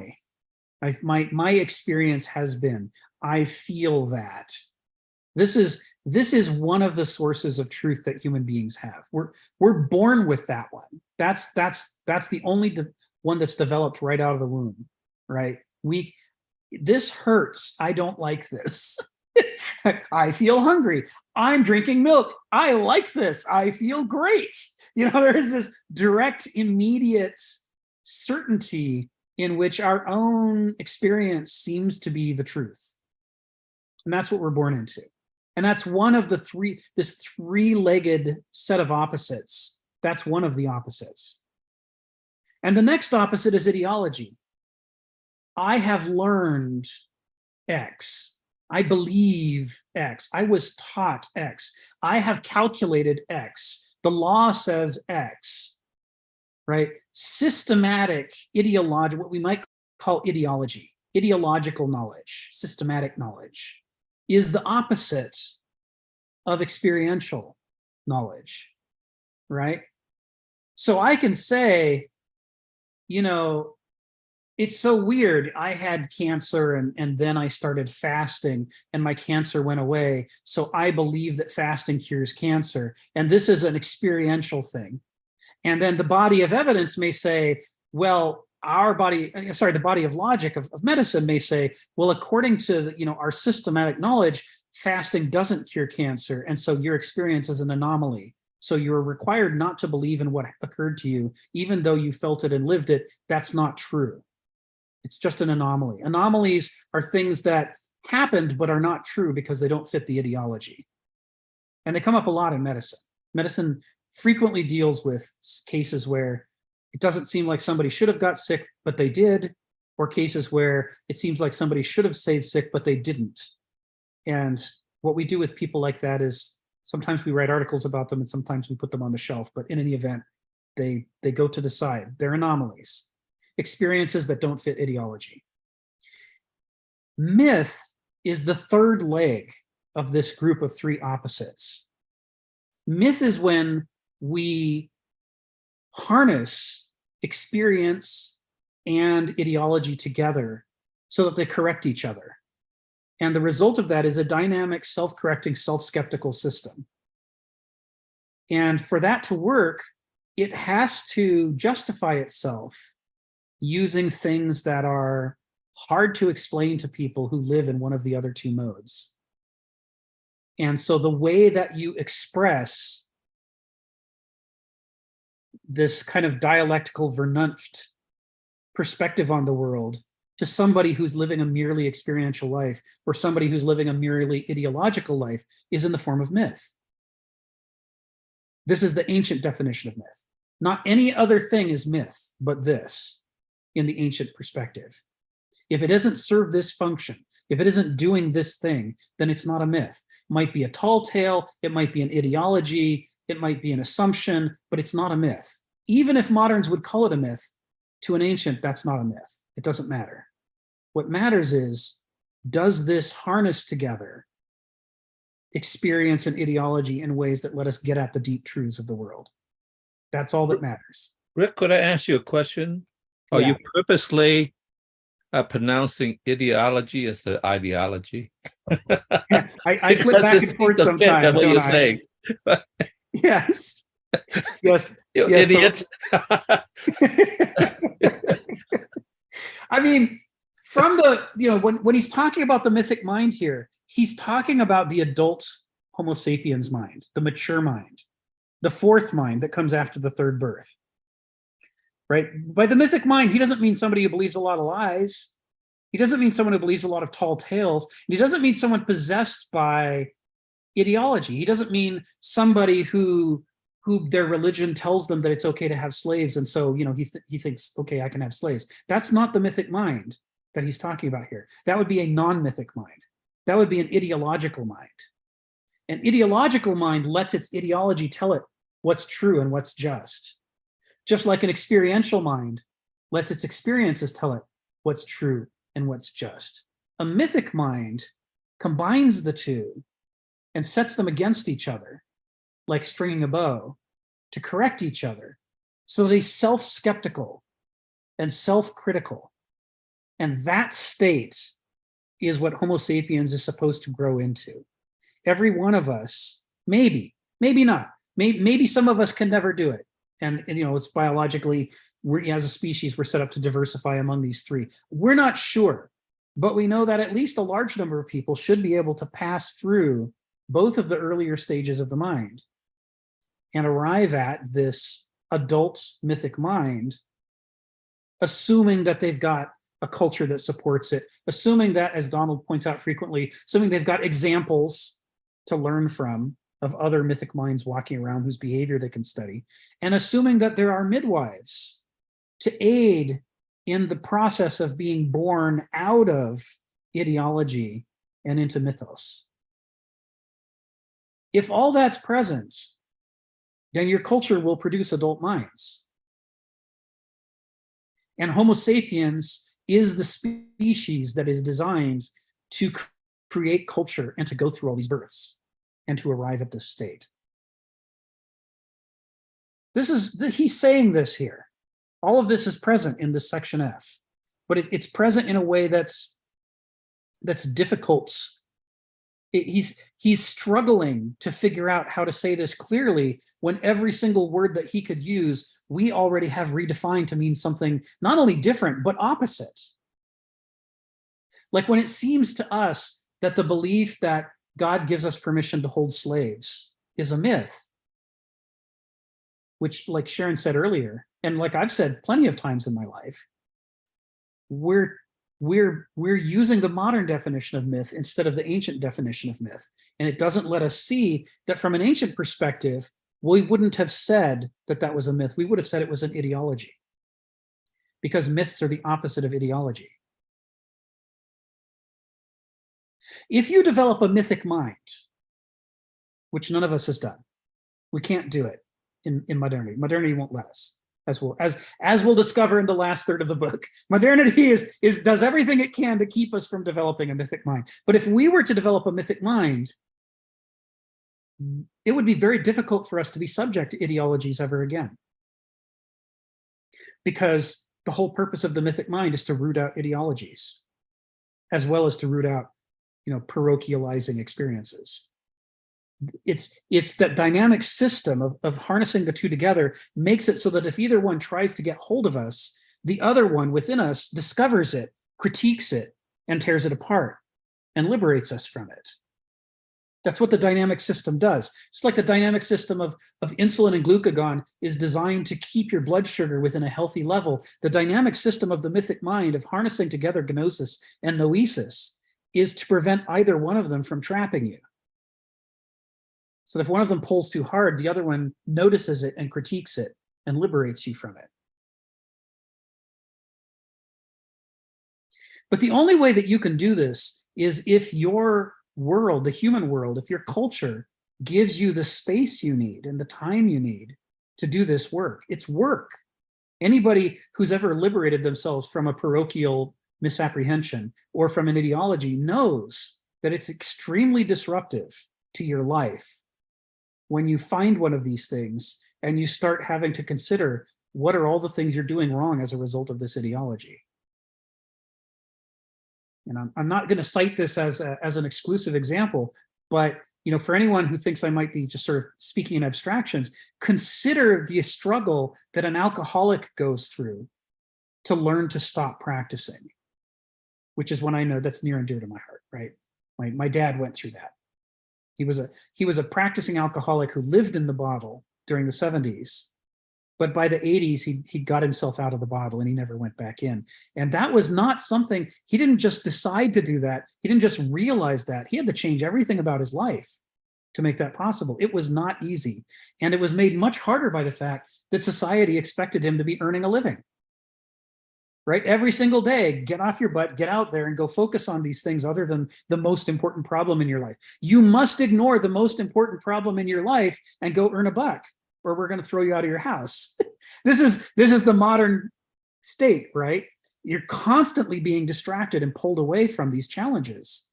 And as a result, it makes it very hard to get traction against your own ideologies and against your own your experiential parochialisms. And the result is, in modernity, the easiest thing in the world is to remain trapped by experiential parochialisms or ideologies, especially if they're compatible with the market. If the market reinforces them, it's almost impossible to get out of them because it would take time and focus. And the modern world will not give you that time or that focus. It's going to keep you busy, busy, busy producing. Go, go, go, run, run, run.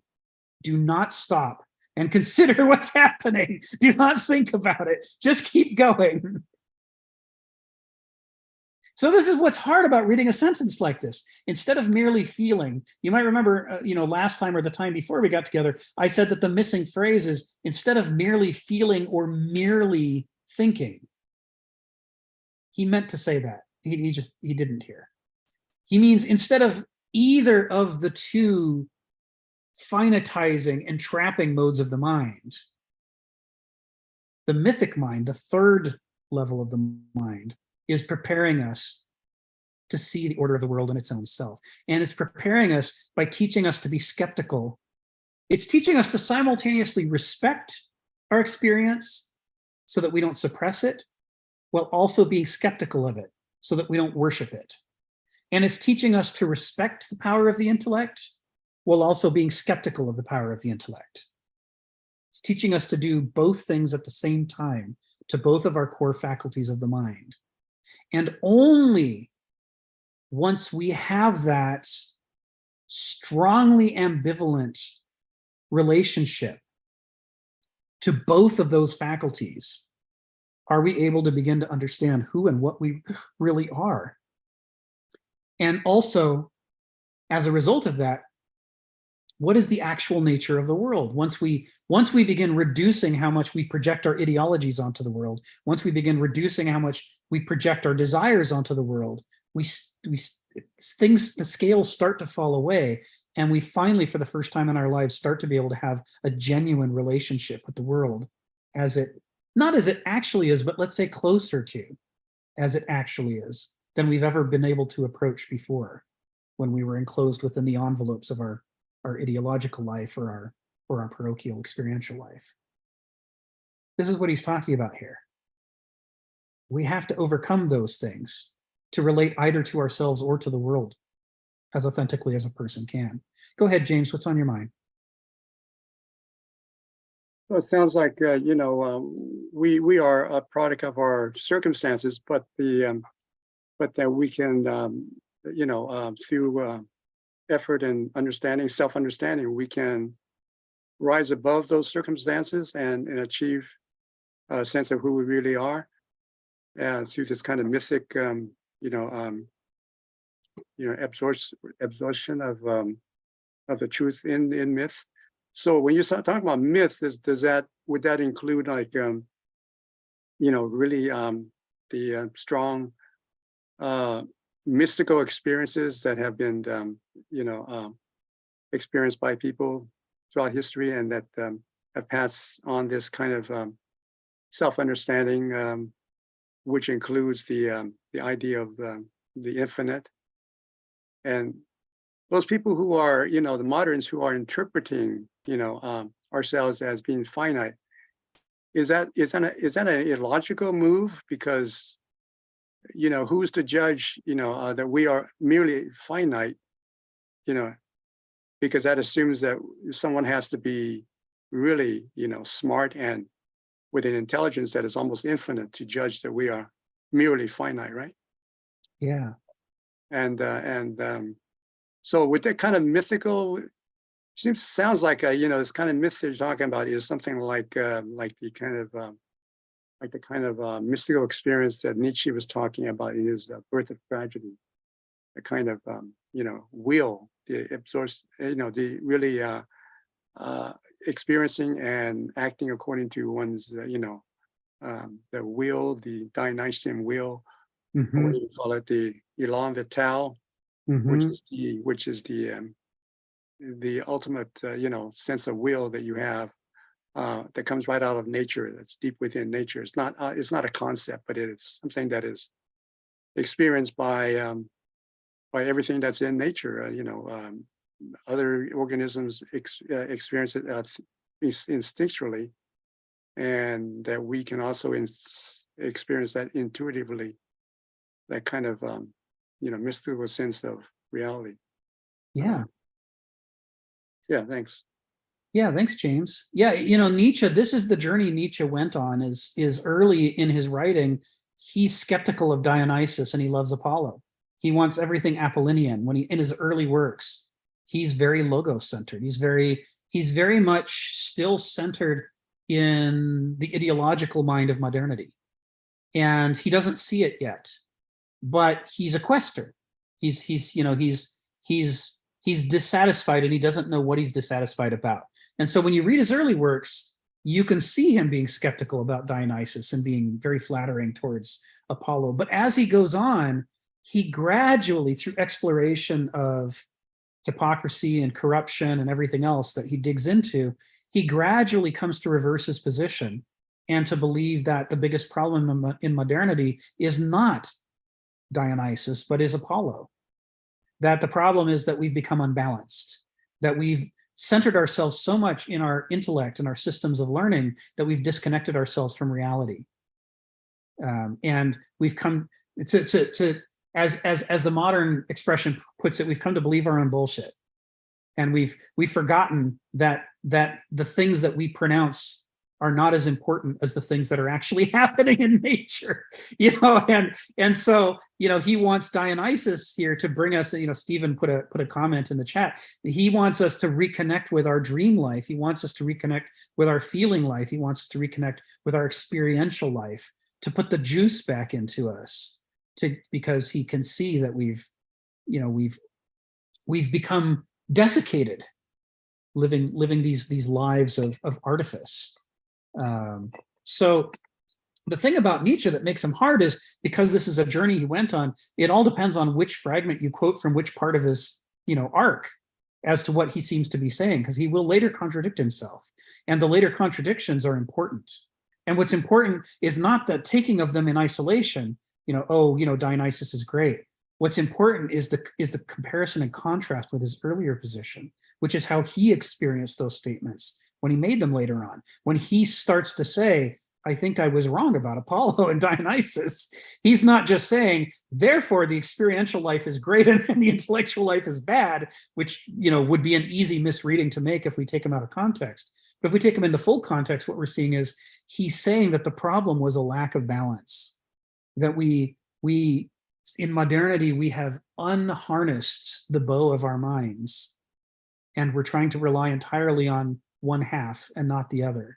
And that's never going to work. And he already knows it would be equally bad if we tried to rely entirely on the other half of the mind. So Nietzsche's not proposing that either. He's saying we need the bow restrung, the dynamic dancing mind that can shift back and forth between modes and use them to critique each other. That's what he wants for us. So, when it comes to the history of mystical experiences, it really varies from person to person and event to event as to what the significance is. But some people have great big epiphanies that lead them into ideology. And then they go forth and form movements that lead, thousands or millions of other people into ideology too. And, we can call that a myth, and he might call it a myth, but that doesn't, according to the ancients, make it a myth. In fact, it makes it an anti-myth. A story that draws you away from the adult mind and into one of the two infantilized modes of the mind, either the parochial experiential or the ideological.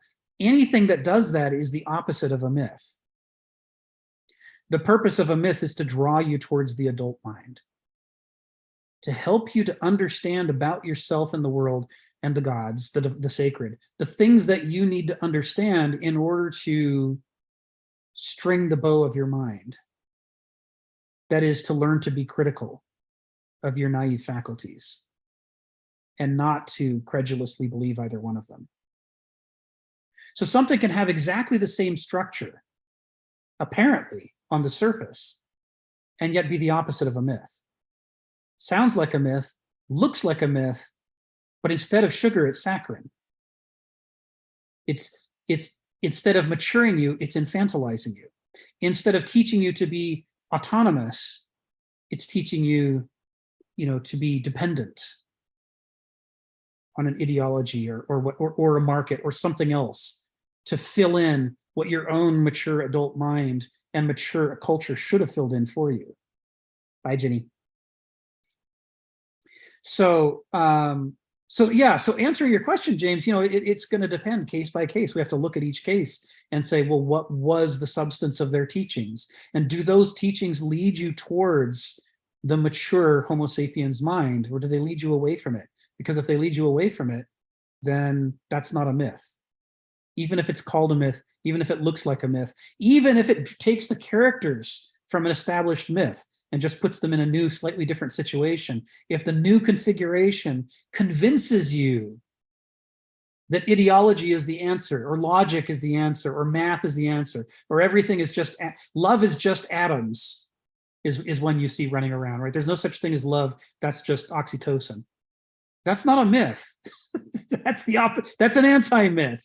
It's deconstructing very important things and replacing them with something that makes you, unhealthy in your relationship to the world. It's an anti-myth. And that's what we'll find to be the case for a lot of the things that the myth of the self-made man is an anti-myth.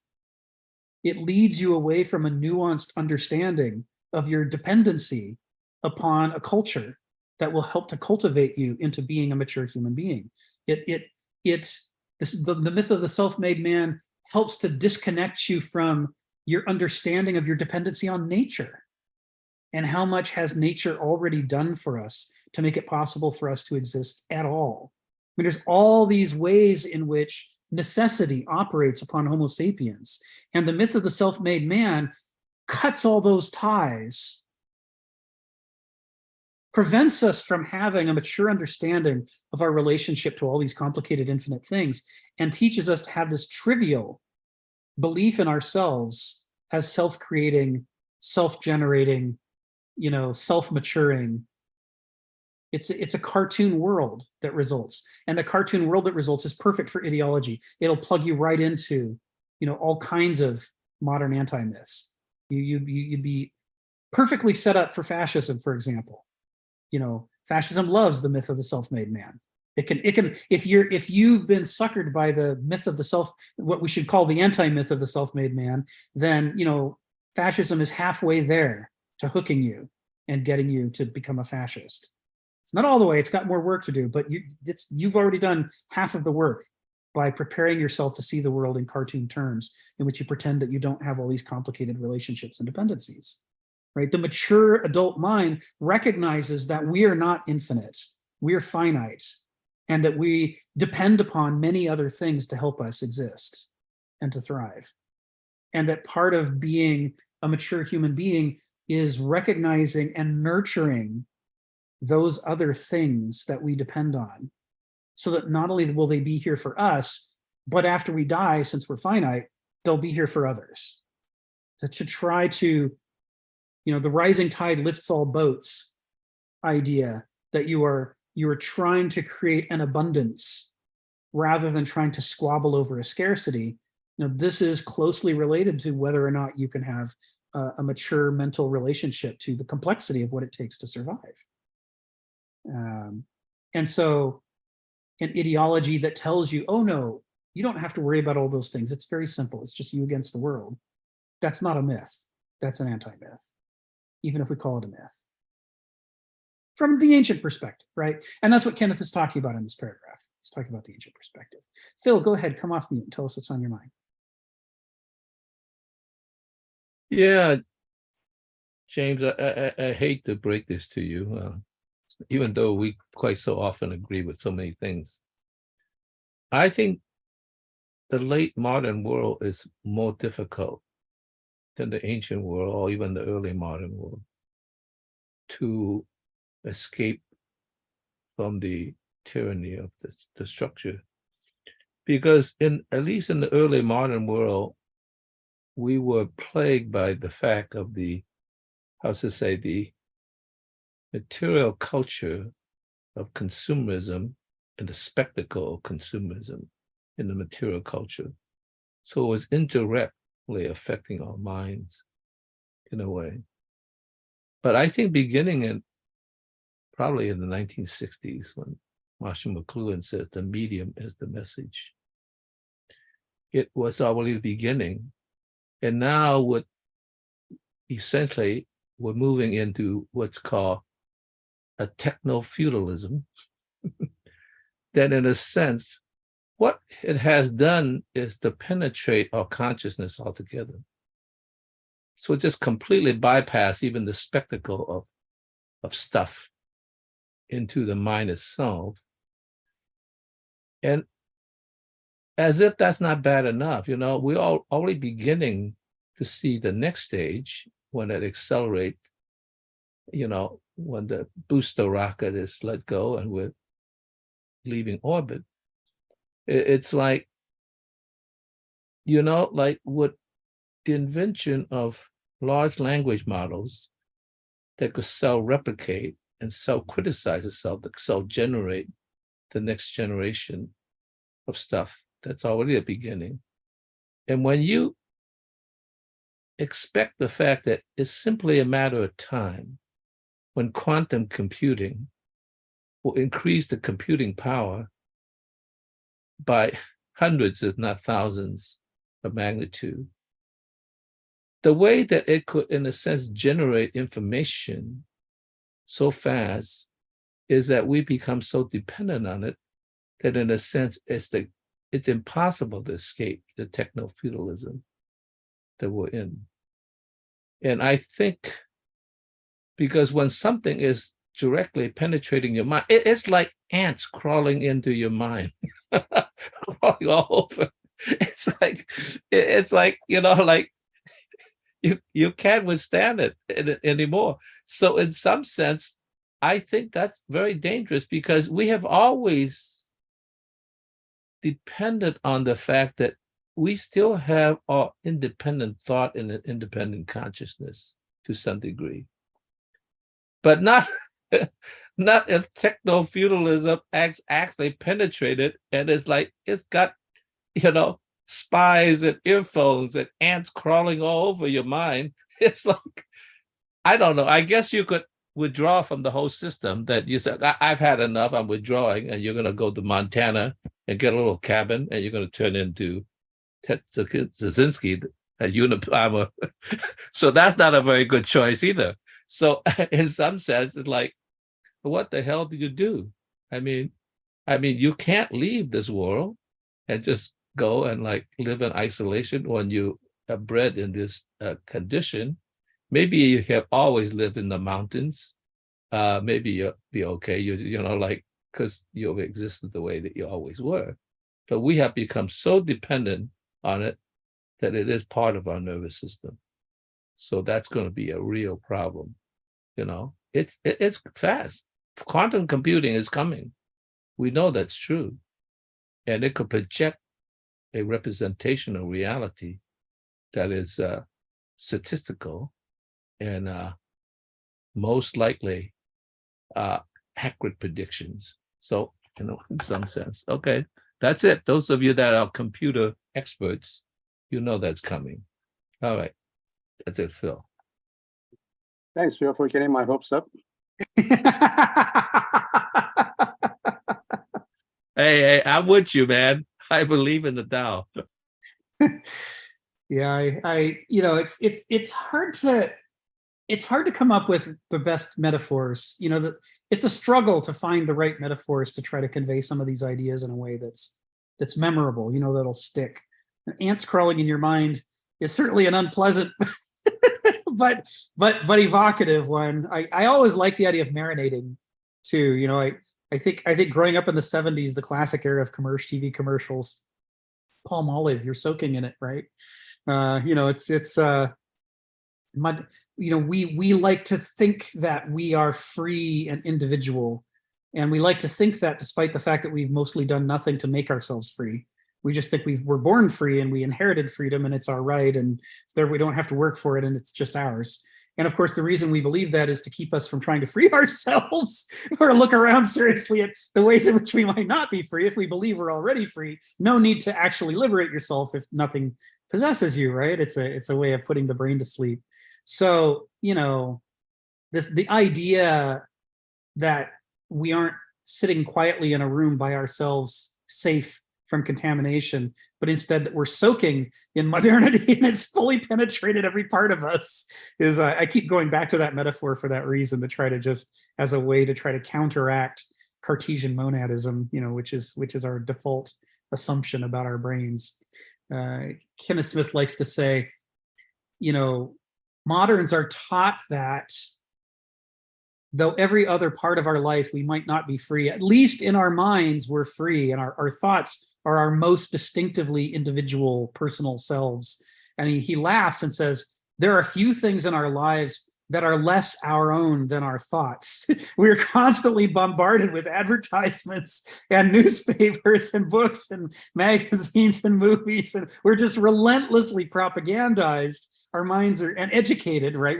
We go through a school system that constantly is putting stuff in our heads. So, if there's probably never been a people whose minds were less their own than a moderns. It's like, we fondle and cherish our most personal beliefs, failing to recognize that most of them are Xerox copies, that were mass marketed and produced and disseminated to us. And, very few of us have any individual beliefs of our own, and the thing about not being an individual and not having individual beliefs is, once you start to accept the idea that it might be true, that my brain I might be more of a crow collecting shiny things than I am a person thinking personal, original, private thoughts. You start looking at yourself and it becomes shocking how even your most, the ones that you've looked at the most, that you've considered the most, and say, I'm pretty sure this is me, right? This is very close to the heart of who I am. And then somebody hands you a book that your grandma read to you as a little boy, and you flip through it and go, oh shit, is that where I got the idea that there's more to things than it appears? I thought that was some adult realization, not that that's how I learned to read. It was my grandma reading me this, it was McGilligan's Pool, right? The little kid fishing in a puddle in a field, and the farmer's laughing at him going, you're never going to catch anything in a puddle. And this kid goes, I don't know, man. I mean, maybe it's not a puddle. Maybe it's deeper than it looks. It could go down under the earth. It could go out to the ocean. There could be all kinds of things under there. You don't know, man. This is Dr. Seuss, right? And I was read this thing hundreds of times when I was a little boy, and I may love it in Heraclitus, and I may say, I'm such a Heraclitean, I have all these Heraclitean ideas, but there it is already back there in McGilligan's Pool that my grandma was reading to me in the early 1970s. And I'm like, so that wasn't my idea. It's not, it might be core to who I am, but it's not personal, right? I ingested that along with thousands of other children who had McGilligan's Pool read to them as little kids, right? I mean, this isn't personal or private or there's nothing individuated about the fact that I look below the surfaces of things, however popular it might be. So, it's liberating to be able to give up the idea that I have to defend the integrity of my personal individuality and how much I have made the self-made man. I can just let all of that go and say, no, why don't I can enjoy playing with tracing the origins of things, and I don't have to try to me, own everything all the time. And I can say, maybe I'm not so much a whole individual thing as I am some sort of nexus of influences. And, I'll do my best to cultivate the nexus, but hardly anything in my brain is actually my own. Sharon, go ahead. You come off mute and tell us what's on your mind.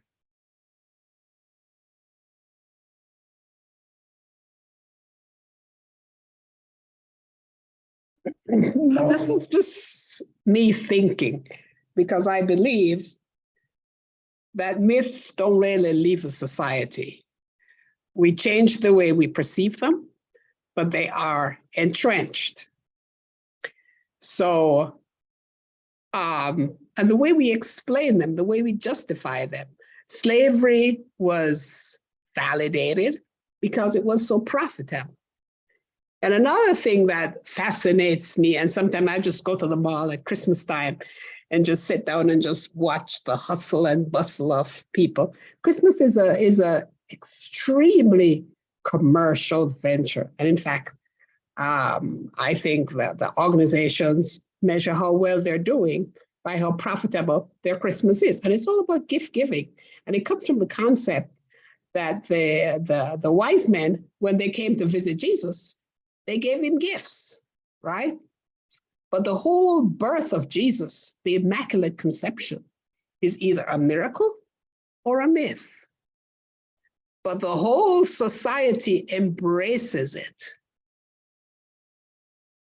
And this one concept, this gift given, this commercialization is based on that one fact. These are just the things that I look around and see as we do this mythos and logos. Because that, for the most part, could be argued as mythical. Counter argument, please. I mean, from a modern perspective, you're right. That's what we use the word, that's how we define myths is in the ways you're talking about. From an ancient perspective, we might say that it's a pattern attached to a story, but not a myth. To be a myth, it would have to be helping us to cultivate an adult mind. It would have to be helping to liberate us from ideology. So an ideology can't liberate you from an ideology because an ideology turns back on itself. That's what, as Kierkegaard says about the nature of a delusion, it is the purpose of a delusion to prevent you from noticing the things that would help you to escape the delusion. There's a circularity to every delusion. And that's the heart of how ideologies work. They have a circularity that points you back inward at themselves. So any self-perpetuating system that rationalizes itself in a circular fashion like that is not a myth, it's an ideology. Or even in some cases, the belief that they're a civilization, right? We're bringing them Jesus so that they'll stop, hitting each other and eating each other. So this is all based on this story that says that there's better and there's worse, and the better need to possess the worse and leash them. So that is an ideology, because once you buy into the ideology, as you look around the world, you fail to notice the things that counteract the ideology that would prove it false. But everywhere you notice the things that seem to suggest it's true. So every slave owner could go and get a PhD degree if he wanted to, but he'd come out the other side of it even more convinced that slavery was right, because throughout his education he'd failed to notice all of the evidence that it was wrong, and yet noticed abundant, proof that he was right. It has that circularity, right? So may I just say one thing? Please. Because Kenneth has a sentence here, the sentence before the last, where he says, myth is the most pivotal and vital step in any culture's learning to encompass the order that encompasses its feeling psyche. Yes. And its feeling psyche is the justification, the moral justification, yes, of slavery, because it's so economically profitable. Yes. I mean, I think we've forgotten what Christmas is because it's so economically profitable. We forgot the real true meaning of it. The spiritual meaning of it is all disappeared. Right. And that's because... May I just add very quickly to what Sarah just said? Yeah. And you know what, the way I see it now is that all this consumerism and profitability of all these holidays and everything, I think of it as counterproductive to saving the planet. It's all about adding more to the landfill. That's all I think of these days, And I tell my family, this is what I tell family: I'm not buying any clothes for the rest of my life. I'm not buying anything except to eat in order to survive. But other than that, I'm not buying one more thing to add to the landfill.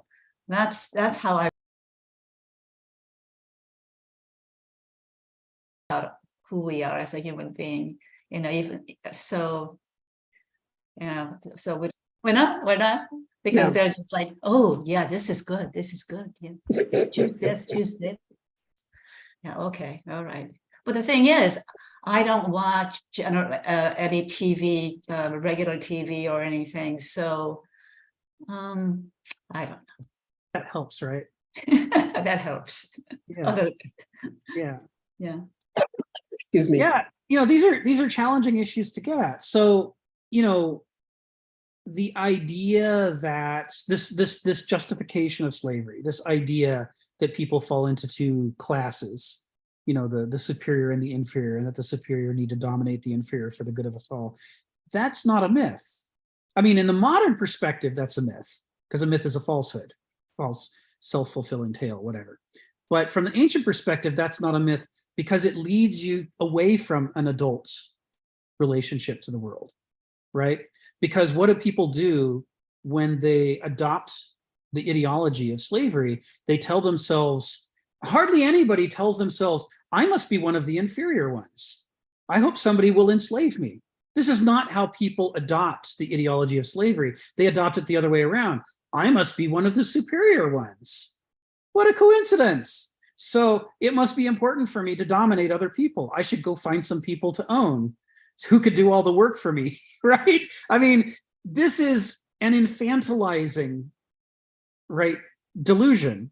That's the heart of the ideology of slavery. It draws you away from taking responsibility for the liabilities of your own ego, because it tells you, oh no, you're one of the good ones.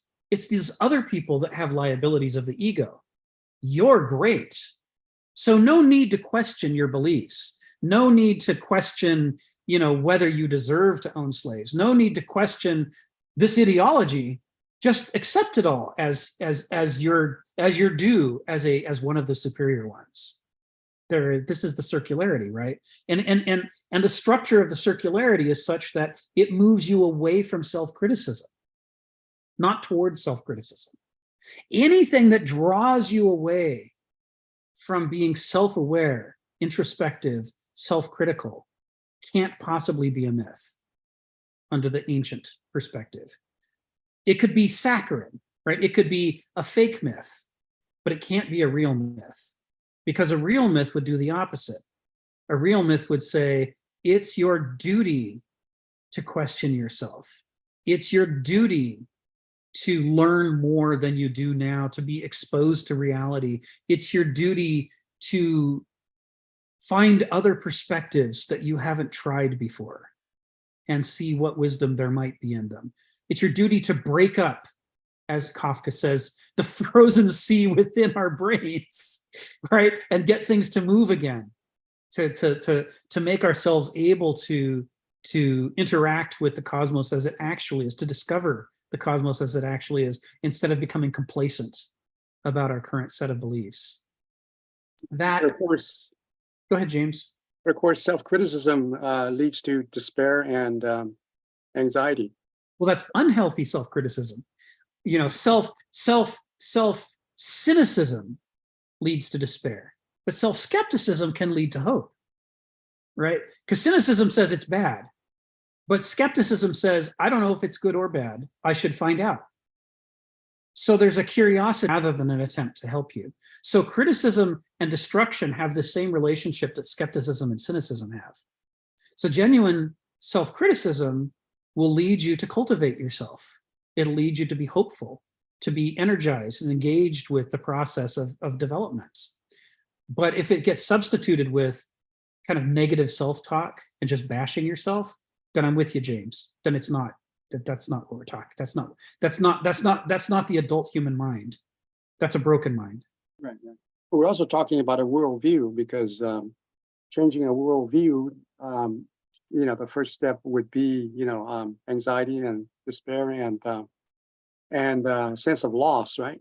But of course, if you continue with that and you gradually overcome the despair and anxiety, then that could lead to, hope and a positive results where you adopt, a different worldview. Yes. So, yeah. Yes. Because I think that's maybe what Kierkegaard was, talks a lot about despair and that for him it is a positive step towards hope. Yeah. Yeah. It's like the process of being born is painful. This is why I use the metaphor of the three births. The process of being born hurts, but it doesn't lead necessarily to illness. Done correctly, it leads to health, greater health. It's not okay to stay. It's not okay to refuse to be born. Say, sorry, mama, I'm taking up house here. I'm just going to live in here from now on. That's not going to work out for either one of you. This is not a viable option. And in the same way, but at a cognitive level instead of a physical level, you can't stay healthy within strict begriff, within the dualic life. It's not fully healthy. It's not fully satisfying. It's a self-limiting relationship to the mind and the world. And the same is true of the intellectual life. If you become a Verstand person, if you become a Benausos, and you say, okay, well, the truth, everything is about systems and calculation. And if only that was all everybody did, then there'll be a utopia, and or it'll be as good as it can get. And this is the way I'm going to be, and I won't go any further. That's like trying to stay in the womb. You're at a stage of development that you're intended to grow into, to become good at, and then to grow out of, to be born a third time. That's what the arc of development is for Homo sapiens. And when we don't do that, the result looks a lot like the modern world. Not the modern world of propaganda that says, look how great we are, look how much better we are than everything else, but the modern world that not only has the good things, but also the terrible things that modernity can't explain to itself. Why did we have industrialized slavery? Why did we have genocide on the greatest scale ever seen in the history of humanity? Why do we have world wars at the greatest scale ever? Why do we have ecocide? Why did we have cetacecide? This is my latest thing. The 18th and 19th centuries, we emptied the oceans. They used to be full of these great mammals with these big brains, who'd been there for millions of years. And we almost emptied the oceans, and we did it in just a couple centuries. This is a modern thing to do.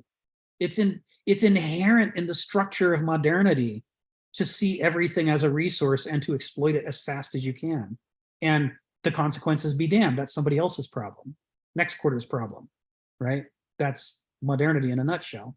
So we have to grow out of that, because if we don't, it's like trying to stay in the womb. It's going to kill us. This is the argument. Anyway, and that's when he talks about the mythic mind, when he talks about preparing to see the order of the world and the order of ourself. The reason he's not saying prepared to see the world and prepared to see the self. He's saying prepared to see the order of the world and the order of the self. And when you're talking about that step apart from the thing into what creates the thing, you're in Heraclitean territory. Because this is what Heraclitus says. The hidden harmony is better than the obvious, says Heraclitus. Yes, things are beautiful on the surface, but they're even more beautiful under the surface, where the principles, the archai, are at work, generating all of this that we see. And that's the level at which we have to understand the world. Until we know Heraclitus's logos, which is the order of the world, the order of nature, we don't really know what nature is. And the same applies to ourselves. Until we know our character, which is where our logos is written internally, we don't really know who we are or what we're going to do or why. And because of that, we don't know how we're going to misinterpret the world around us. And this is why we can't understand the world without also understanding ourselves. We have to journey inward at the same time we journey outward, exploring them both. Geneva, go ahead, come off mute and tell us what's on your mind. Yeah, I'm really enjoying this discussion and so glad to be back. I agree with what Sharon and Jenny were saying, but I also think that there might be a piece missing in what they said, because yeah, at this point in my life, I feel the same way. Like, I despise Christmas and Valentine's Day and all of this capitalism and all of this stuff, but I'm like 100 years old. That wasn't always the way I felt. When I was a little kid, I couldn't wait for Christmas and Valentine's Day and all of that stuff. So I'm wondering if there isn't some type of evolutionary process that we have to go through in life to get to these places. Like you just said something that I wrote down and I thought, yeah, that's the part, preparing to see the order of the world and self. And if we hadn't made all of these horrendous mistakes that we've made over time in history, slavery, Holocaust, all of this stuff, we wouldn't be where we are now with this knowledge of, oh, that was a huge mistake. We need to go in another direction. But unless, at least for me, until I do something wrong, I don't know how to do it differently or better or more wrong or find the way to do it. And you talk about addiction. And I've been to AA and Narcotics Anonymous and all this stuff. And if I hadn't made all of those fucking mistakes, you know, I would never have known to get sober and that there was a different way of doing things. Like you don't have to get drunk and use drugs in order to figure out what's going on. But unless those mistakes are made, how do we know that we're not doing it right? So I kind of agree with people that talk about, you know, that we're killing the environment and all of this stuff, but we at least recognize that now, and that gives us a chance to try to do something differently and save things and move in a different direction. So I kind of agree with Jenny and Sharon and kind of don't agree. Some of each. Yeah, I'm like splitting the standing on both sides here.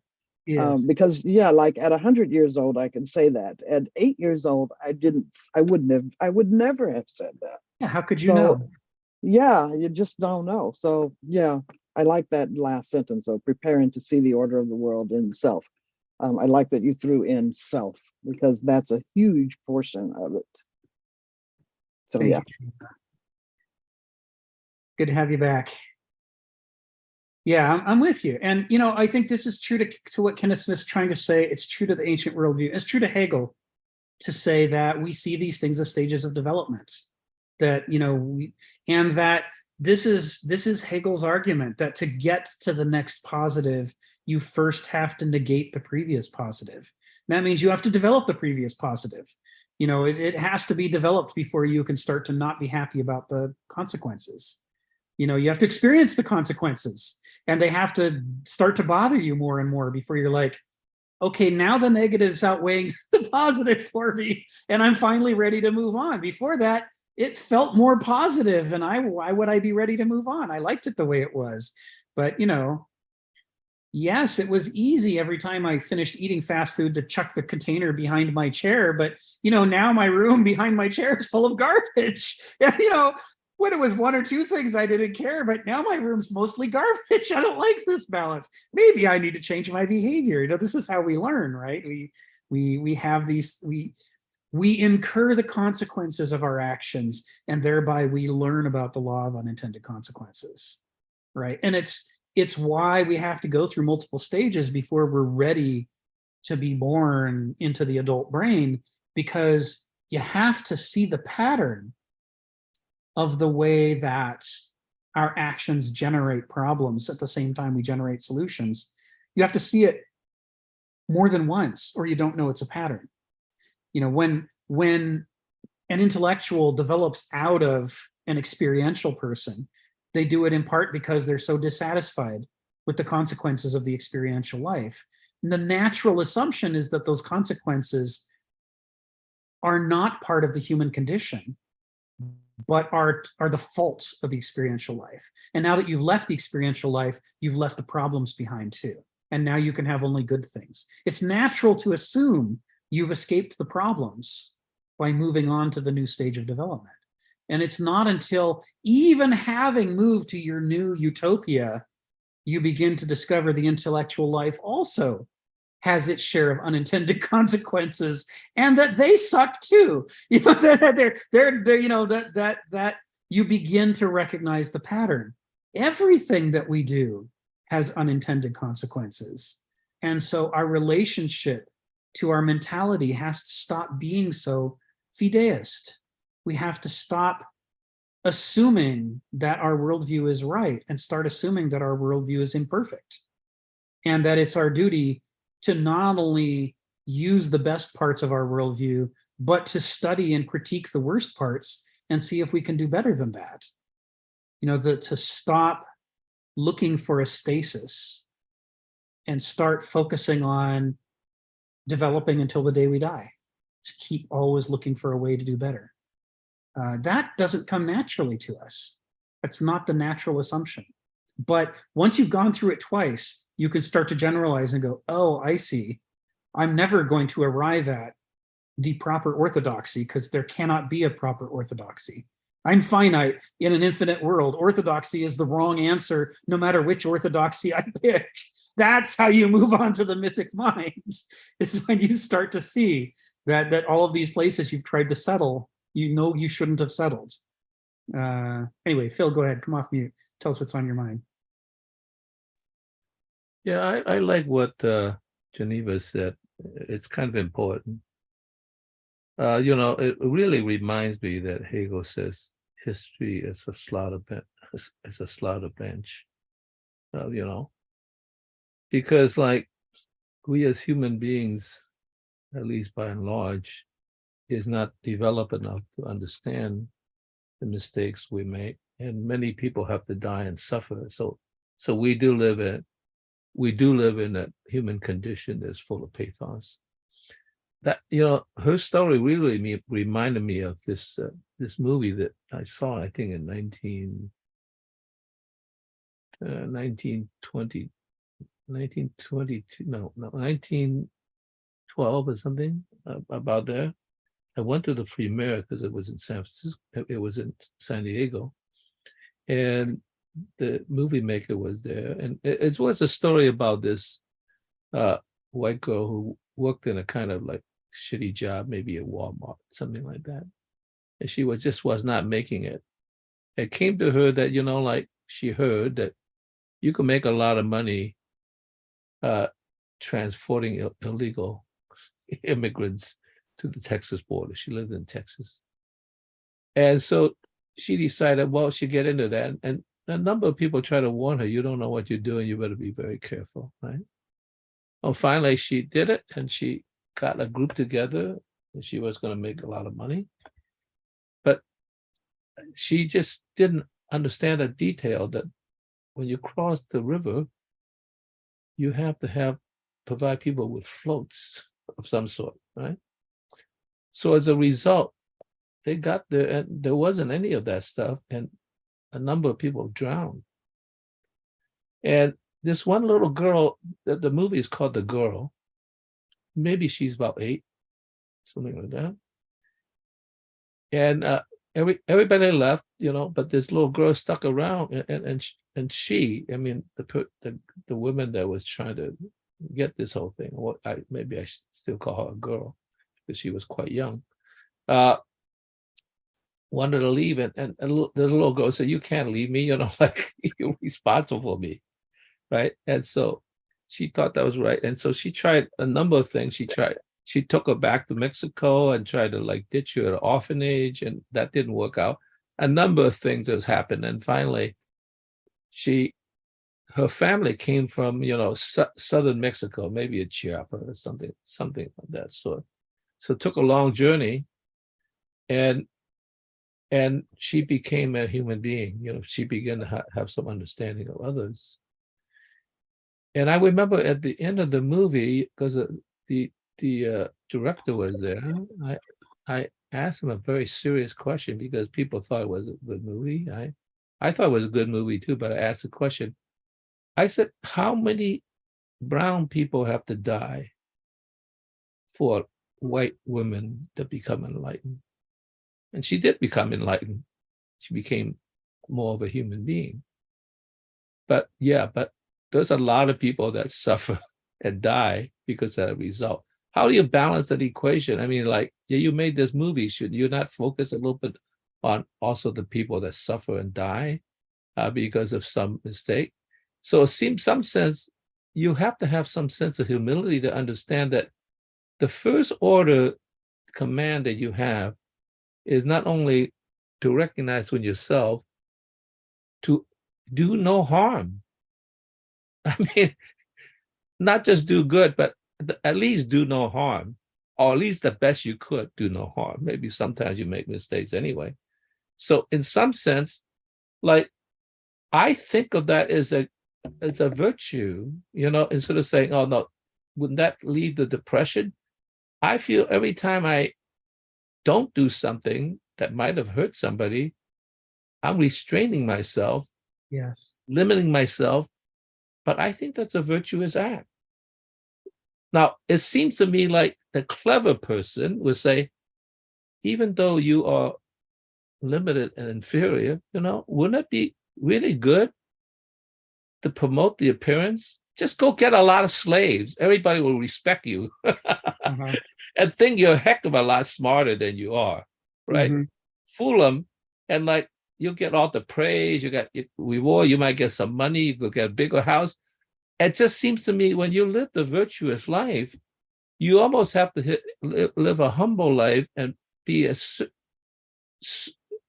not afraid of a degree of modesty and poverty, because that probably will happen. Because if you think you could do that at the same time and become a multi-millionaire and live on the hill with a castle, then in a sense, you are probably going to end up doing a lot more harm than what it is. Now, you're going to live the good life. You know, you have all the beautiful stuff, people praising you all along, but it's like, it almost makes me wonder, you know, can you even preach that story about being a virtuous person without the reward of heaven? But that would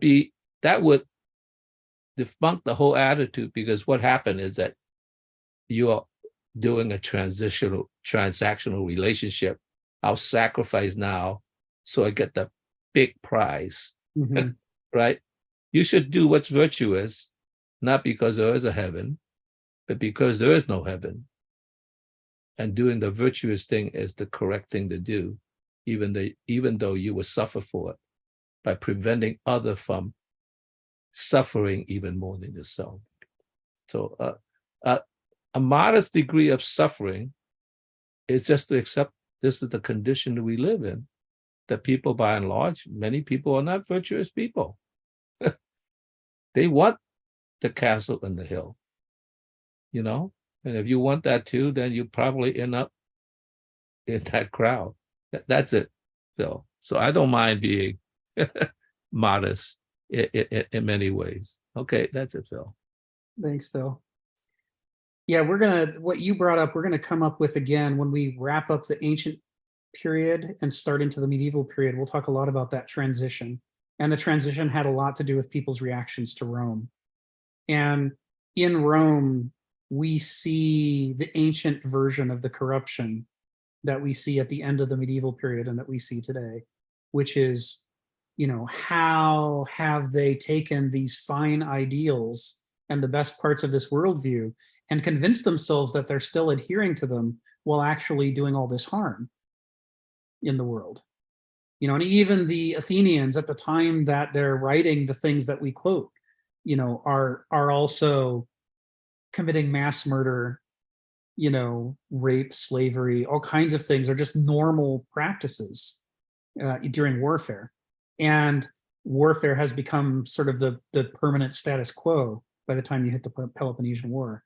And so, you know, what happens in a human mind to rationalize such bad behavior and make people think that it's good behavior and that they're good people while they're in the middle of doing these things? And we'll get into that, because this is some critical stuff. But I mean, at the core of it, the punchline for those who want to turn to the back of the book is it goes to what Nietzsche said when he said that philosophy is only for the healthy, because the sick, it always makes sicker. And, you know, part of the way that that's expressed is if you learn all of these rhetorical, analytical techniques for disassembling hypocritical arguments, but you only use them against your opponents and never against yourself, you're not a philosopher. You're just a bully. You're an intellectual who's a bully, right? You pick apart other people's arguments to make yourself feel better. And, you know, this is what And God, it took me so long to understand. This is why Kenneth Smith kept referring to Kafka's line, he was permitted to achieve the Archimedean standpoint, but only on the condition that he use it against himself. You know, the mythic mind differs from the previous two stages of mind in that it has an ambivalence. Like Phil is always talking about, sitting on the edge between the city and the wilderness. It's not willing to commit itself to one thing or another because it recognizes that both faculties of the mind are flawed and they have to be criticized. And it recognizes that all of its own most cherished beliefs probably also contain flaws that just haven't been found yet. And that it's your duty to deal to take your own ideas with humility and to be cautious in the ways that you approach things.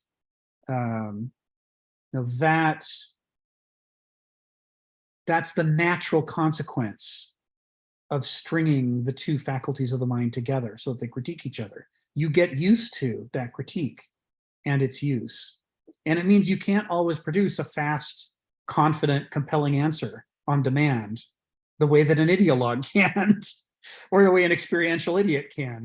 You know, both of them are able to just give you the answer because, you know, the recipe, either the ideological recipe or the desire recipe, you know, gives them a quick answer, and that they can say with great confidence, but that you shouldn't believe, in fact, precisely because of the confidence with which they hold it. So it's one of the things that's trickiest about getting into philosophy is you got to learn to, you know, when Martin Luther King says you shouldn't be judging people by the color of their skin, but by the content of their character. Part of the content of their character you need to be judging them by is, do they hold themselves to the same standard that they hold others to? Or are they just using all these tools to bully people with? And that's one of the tests you can use about the line between the mature mythic mind versus the earlier two states of idiocy that we have to develop through. Idiocy not in the insulting sense, but in the one's own, preoccupied with one's own ideology or one's own experience. Sharon, go ahead, come off mute and tell us what's on your mind. So this is reading ahead a little bit, but I think it's where we are. It says, for the Greeks realized that human personality and intelligence cannot be taken for granted as being all the same quality and tendency. And that means that we become, or we engage that know thyself with this Greek interpretation at different rates, at different depths, or if at all, right? And I give you an example of this. So I used to walk very early in the morning, and I didn't mind walking in the dark. But as the rhetoric heated up, and I'm a Black woman, I start to realize that I can get shot for no good reason, just because I'm walking. And so I was out playing tennis early one morning, and this white guy came over and said, well, I haven't seen you in a long time. I said, well, I quit coming out here early. He says, why? I says, because I don't want anybody to shoot me. He looked at me, he says, well, you know, I never thought about that. I would never have thought about that. I said, well, if you went to Africa and you were the only white guy and they were about to eat you, you would have a whole different perception of that concept. So what I'm saying is that people engage at different rates. And I think people engage in the society depends on your exposure to the myth and your desire to be virtuous, as Phil says. Mm-hmm. Mm-hmm. Yeah. Yeah. And I'm with you. You know, and you can see why, you know, from that perspective, the Greeks were so worried about the general tendency in the population. Are they helping people to develop into their best selves, or are they encouraging people to wallow in their worst selves? And you know, the Greeks had this idea of anthropoculture, which was that they should use all of the most powerful tools at their disposal so that even the douloi would be the best possible, most wise douloi they could possibly develop into. Even if they couldn't, for whatever reason, develop into becoming a banausos, they could at least be relatively kind and thoughtful douloi. And the same for the banausoi. You know, how much could they push on that bell curve and try to get the banausoi away from the lower end of development, in which they're seeing everything as something to exploit, and more towards the upper end, where they can be dissatisfied with the limitations of banauseia and be trying to, you know, at least trying to be polite and kind and as much as they can. You know, and as part of that, how do you make sure that everybody who has the possibility of developing into an Aristos does so? How do you create the opportunities within the culture for people to have these epiphanies and learn and move on to the next stage of development? How do you make it as likely as possible for people to rise as high as they can rise? You know, if you don't do that, if you do what modernity does, which is to push people as far down as you can get them, because then they're easier to manipulate with marketing campaigns and PR slogans, then you reap the whirlwind, right? If we're encouraging everybody to be their worst, most selfish, most exploitative selves, then, you know, even an ordinary activity like walking down to go play tennis, you know, you're taking your life into your hands, because you don't know how feral have the people around you been made by this anti-culture that tries to depress them to the point that they're easy to manipulate. You know, the goal of cultivating armies of customers runs directly against the goal of trying to make a humane society. Because in a humane society, people are more resistant to marketing campaigns and PR slogans.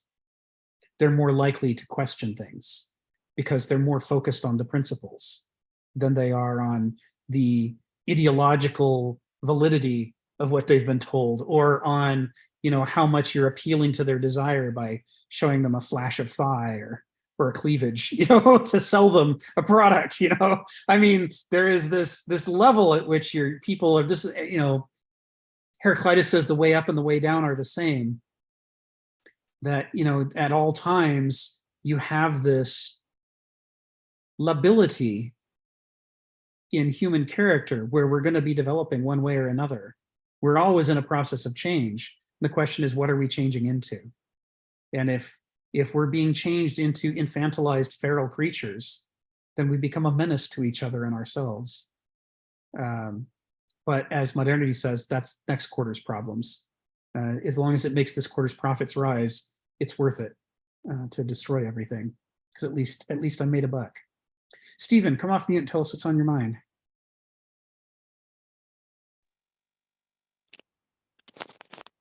Yeah, so just going to counter the argument of the good life again. That, you know, as Monty Python countered it with every sperm is sacred. You know, it's the humble sperm, every sperm wants to meet its egg, but out of the millions and billions of sperms that produce, they only get to die lonely. And this is what we're being sold, the good life all the time. The market is selling us the good life, but what is being expressed to us as a good life? You know, there's a world of increasing population. It can't be everybody. It's a hope that's being sold. And the market is saying, well, you're going to be this too, you know, follow our path, you go to school, you walk out the school, you immediately get a job with your credentials, and then you just rise up the scale. And yeah, that's a promise, but that can't work out for everybody. And I just wonder about this. It's just like, you know, the Englishmen that migrated to America were generally the servile class. They wanted their own piece of land, because once they had their own piece of land, they were a somebody. They counted. If they were landless, they were nobody. But once they had that piece of land, they could support themselves. They could live more or less how they wanted to live. And that was the good life. The good life is that I can grow a fruit tree, I can feed myself, which beats starving to death. That's the other thing. You've got to remember with slavery, if you go back into Roman and Greek times, there were people that sold themselves into slavery because they thought it beat starving to death on the streets. So for a lot of people, slavery wasn't the worst option always. It was disagreeable, but then they thought, well, starving to death is even more disagreeable in some cases. So I'll just leave you with those thoughts. Thank you. Thank you, Stephen. There's an enormous variety of institutions that we lump together under the word slavery, and they range from, on the one hand, forms of slavery in which somebody was effectively adopted into your family and raised as one of your own, as your own sibling, and they did all the things you did and had all the things you had. And we call that slavery under certain periods of history. And it goes all the way to Haiti, where, you know, slaves had a life expectancy of 4 months, and they didn't even let them reproduce most of the time because they figured they just worked them to death. And so they were constantly grabbing new people from Africa and shipping them off to Haiti to work to death in 4 months, you know, sort of hell on earth. And both of those things are called slavery. And everything in between is also called slavery. And the result is, you know, like you say, Stephen, it's very hard to generalize about these things because we really need more words here to distinguish things that were fundamentally different from each other. Saying, I don't have time in my life to pay attention to political stuff, I would like to proxy my vote to you. In Athens, that would be called a form of slavery, right? The core definition in Athens was, do you have the vote? And otherwise, you might be rich. You could be a rich slave who had a great house and dressed better than any number of free people, and you're still a slave because you're not voting. In the modern world, that's the life of a lot of citizens. Lots of people don't vote for no other reason than they don't want to. They can't be bothered, right? And, you know, from an Athenian perspective, that defines them as a slave. And they would be shocked to hear that. And certainly it's miles apart from, you know, the kind of institutionalized, industrialized slavery that happened in the United States and the Caribbean and Brazil. So, yeah, we'd be clear about what exactly are we saying. Phil, go ahead, and then I'm gonna wrap us up. You know, and how difficult it's for women to do that. And one of the women was Black woman came up, and she was quite interesting. She says, you know, I always have a little trouble with these sort of discussions because when I'm a Black woman, it's almost as if I have to fight against myself in order to speak in any kind of neutral way, because it is embedded within me a kind of stereotype that I've embodied myself with. So I have to break through the stereotype that the structures of institutions and the structure of others have impinge upon me that I have also become embodied with. And so therefore, in a sense, I have a kind of a double bind because I have become a prisoner of myself in a funny way. And so therefore, I cannot speak freely until I break out of that and understand that I could now speak in that sense. So it's almost as if she has to go through one stage before she could get to actually the real conversation. I think that's interesting. You know, I've always been sensitive to, you know, slavery and minority people and, you know, downtrodden people to a great degree. But it never occurred, and I've even been, inculcated by institutional structures, but it never occurred to me to the degree that the prisoners of that system have become prisoners and that they embody the prisoner concept and they had to break out of that. So it is to the fact that not only were they disadvantaged to begin with, they were disadvantaged internally even. And so therefore, in a sense, it's like, oh, okay, that's a dimension, because I always operated within myself, at least, that,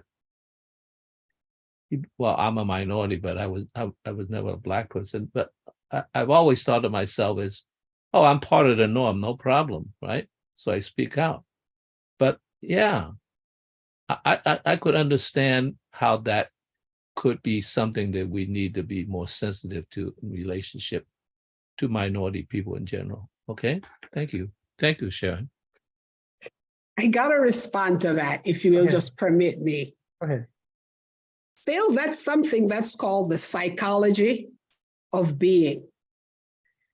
And again, it's know thyself. Well, I need to go back farther. One of the privileges of my life is I did not come to maturity in this culture. And not having done that, I never, ever, ever had anybody tell me that I was less than. And so there is nothing to fight against. When I got here and I met it, my attitude was, you gotta be kidding me. Get out of my way. And that's how it's been. And I do not think that most people encompass that. Once you get to a certain level in life and you get the rewards of being a healthy being, I think you're not in prison anymore. Because if you believe in a God and he made you in his image and slavery is over, and even though we've had certain rights and privileges in this society, which are always on, which seem to be under pressure even more, it's up to you, the individual, to do the work. And speaking for myself, I never have any issue saying what I'm going to say. And I came to the United States, to a world which was predominantly Caucasian and male. And that was tough, right? But that was, I spoke to my dad about it. He says, well, you just got to find a way to distinguish yourself. And that was that. But I had him at my back. So Phil, not everybody, and I've met African Americans who are accomplished, who don't go through that. So the point I'm making to you here, it's not a universal practice. Some people go through different levels, different stages of evolution. And whoever you are speaking to, I hope she does evolve to the stage where she's not in prison, where she recognizes that her sense of self-worth is equal or better than most people. That's all I have to say. Thank you for allowing me to interrupt your final dissertation. Of course. Thanks, Sharon. Thanks for speaking up. We are so glad that you were raised in such a way that you have no hesitation sharing your thoughts with us, because it's always wonderful. Well, it was just fortuitous, and I didn't recognize it was until I saw something different. Right. Right. So I think we've made it over the hump on this paragraph. We've been working on this paragraph for a couple of months now, and it's partially because we've been struggling with this question of, is a myth a falsehood, and the sort of reflexive need to keep redefining it as a falsehood, and the concept of the mythic mind as not a primitive form of the mind, but as the mature adult mind that none of us is allowed to grow into. That modernity doesn't want us to grow into, and that why is it different from the two dominant modes of the mind? This is very hard to wrap our brains around. It contradicts not just one of our core ideas about who we are and how the world works and what modernity is, but pretty much all of them are in direct contradiction to this core concept. But without this core concept, we can't envision the ancient worldview. The ancient worldview presupposes this concept. And so when we talk about the idea that it's so difficult to get out of the modern worldview and start to look at the world from the ancient worldview. You know, we've had 5 sections before this, A through E, in which we've wrestled with some fundamental issue that's different in how the ancients saw the world from the way we do. And, you know, they were challenges, but not as big a challenge as this one. Section F is I think, the hardest of all of them to really wrap our minds around how different the ancient worldview is from ours. So this idea that we basically don't have any adults. I mean, legally, we declare them to be adults, but we infantilize human minds. And then after they pass a certain age threshold, we dub them adults, at which point we feel free to exploit the crap out of them because now they're adults. So they don't need a parent to protect them. You know, it strikes right at people's self-esteem to tell them that they're not adults. They assume that they're saying you are an adult and they're not. They assume, and rightly they're suspicious, they assume that you're trying to do a power play on them, that you're trying to establish why you deserve more money or more rights or more power or more something. Because if I'm saying you're a child, I must be saying I'm an adult. The idea that none of us is an adult mentally, that modernity won't allow the development of an adult mind, and that everybody remains trapped in one of the earlier 2 stages. It's a lot to take. It's hard to understand, and when you do understand it, it's hard to accept it because it goes right at our self-esteem and our concept of who we are. But yeah, it's here. This is the core of what's being talked about. So this is what he means when he says, instead of being blindly vulnerable to psychic forces, the mythic mind discovered the logic of the psychic, the psychological. He's saying, in order to be born into an adult's mental mind, that process requires that you start to understand the structure of the human mind and why you didn't get there already, and why it's so hard to get there, and why it's so easy to fall back into one of the 2 opposites, one of the 2 traps that come naturally to us, right? To either remain parochially experiential or to remain parochially ideological. Why those are so attractive and addictive to us. You have to see the whole structure of how it fits together before you can justify the pain that's involved, the struggle that's involved in stringing these 2 faculties of the mind together against each other to gain the ability to not be trapped by either one of them. And to give up the sweet drug of confidence. I mean, to Homo sapiens, few things feel as good as being self-righteous. When somebody who is angry and knows that they're right and knows the other person is wrong, really wrong, and that they deserve to be punished, we know that from any number of stories and from our own experiences. At some point, at least when we were a kid, we had that feeling. We're the right one and they're the wrong one, and now they just need to take their lumps. And that feels amazing. It's an incredible feeling. And the idea that it is never justified, because we should never be that sure of ourselves. There may be things we need to stand up against, for sure, but that our approach to it still has to be done with humility, and that we don't get to bathe in self-righteousness while we're doing it. It's like all of the downsides and none of the upsides, right? We don't get the charge of being self-righteous, but we still have to do all the work.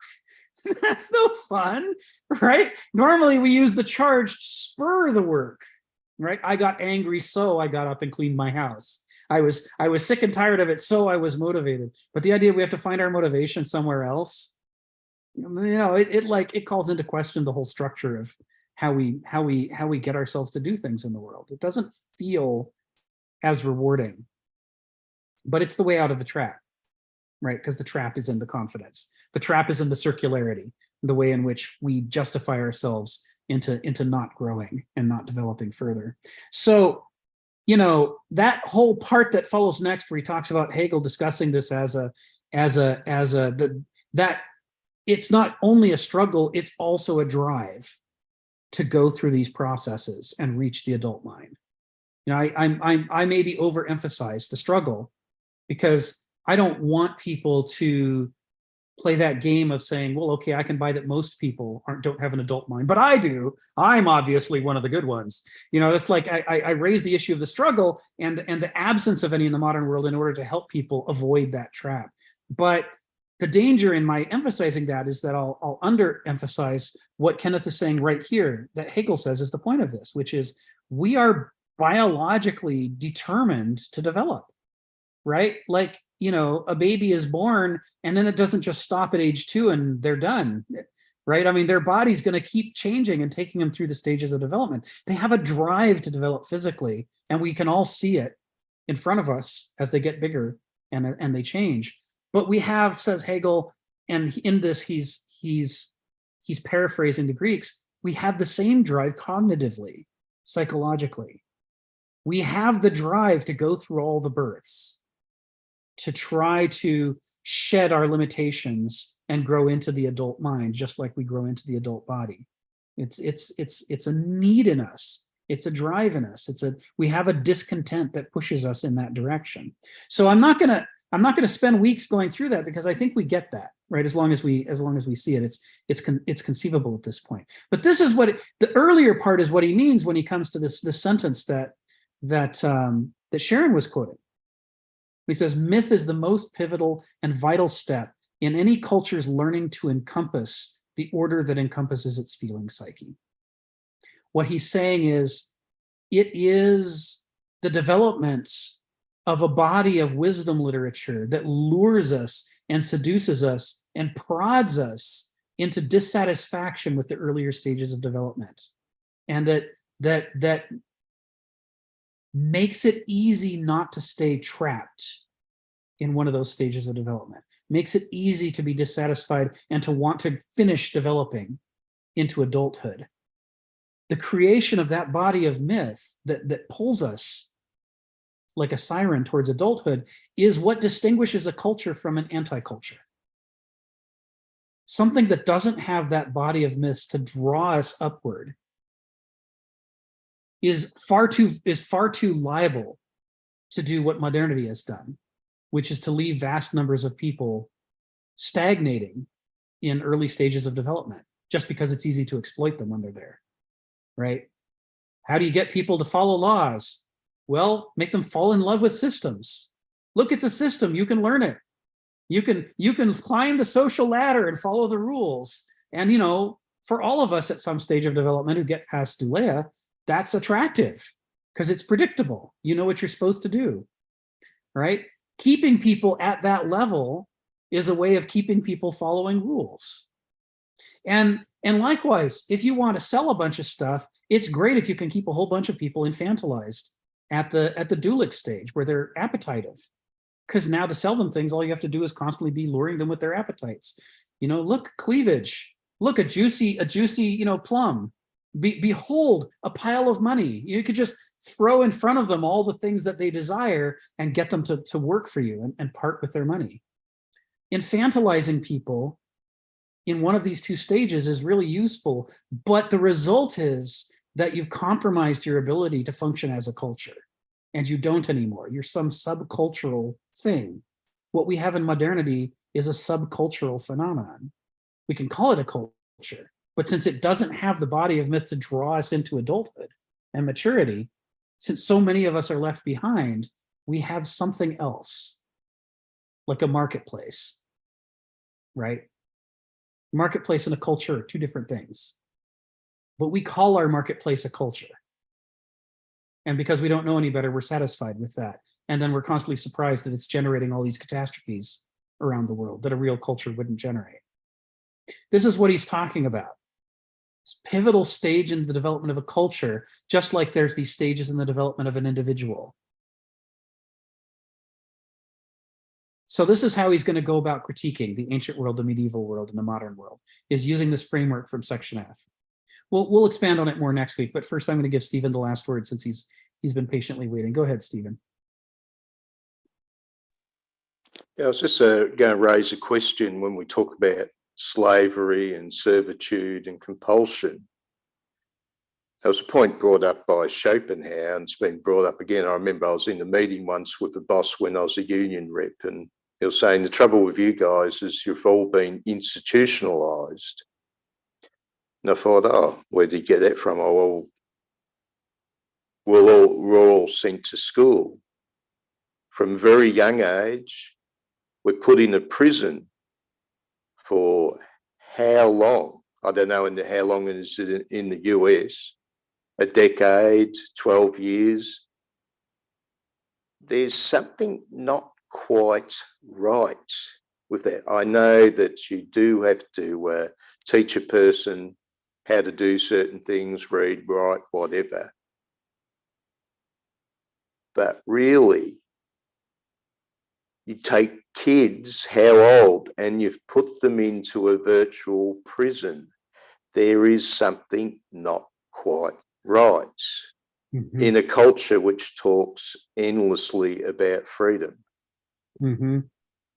Thank you. Thank you, Stephen. And well, that will wrap up for this week. And next week we'll pick this up, and I think we'll finish off this paragraph. Oh my God, we'll finish a paragraph. So I hope you all have a great week. And I had a great time. I hope you did too. Great. Thanks, guys. Thank you. Yeah. Bye. Bye. Bye.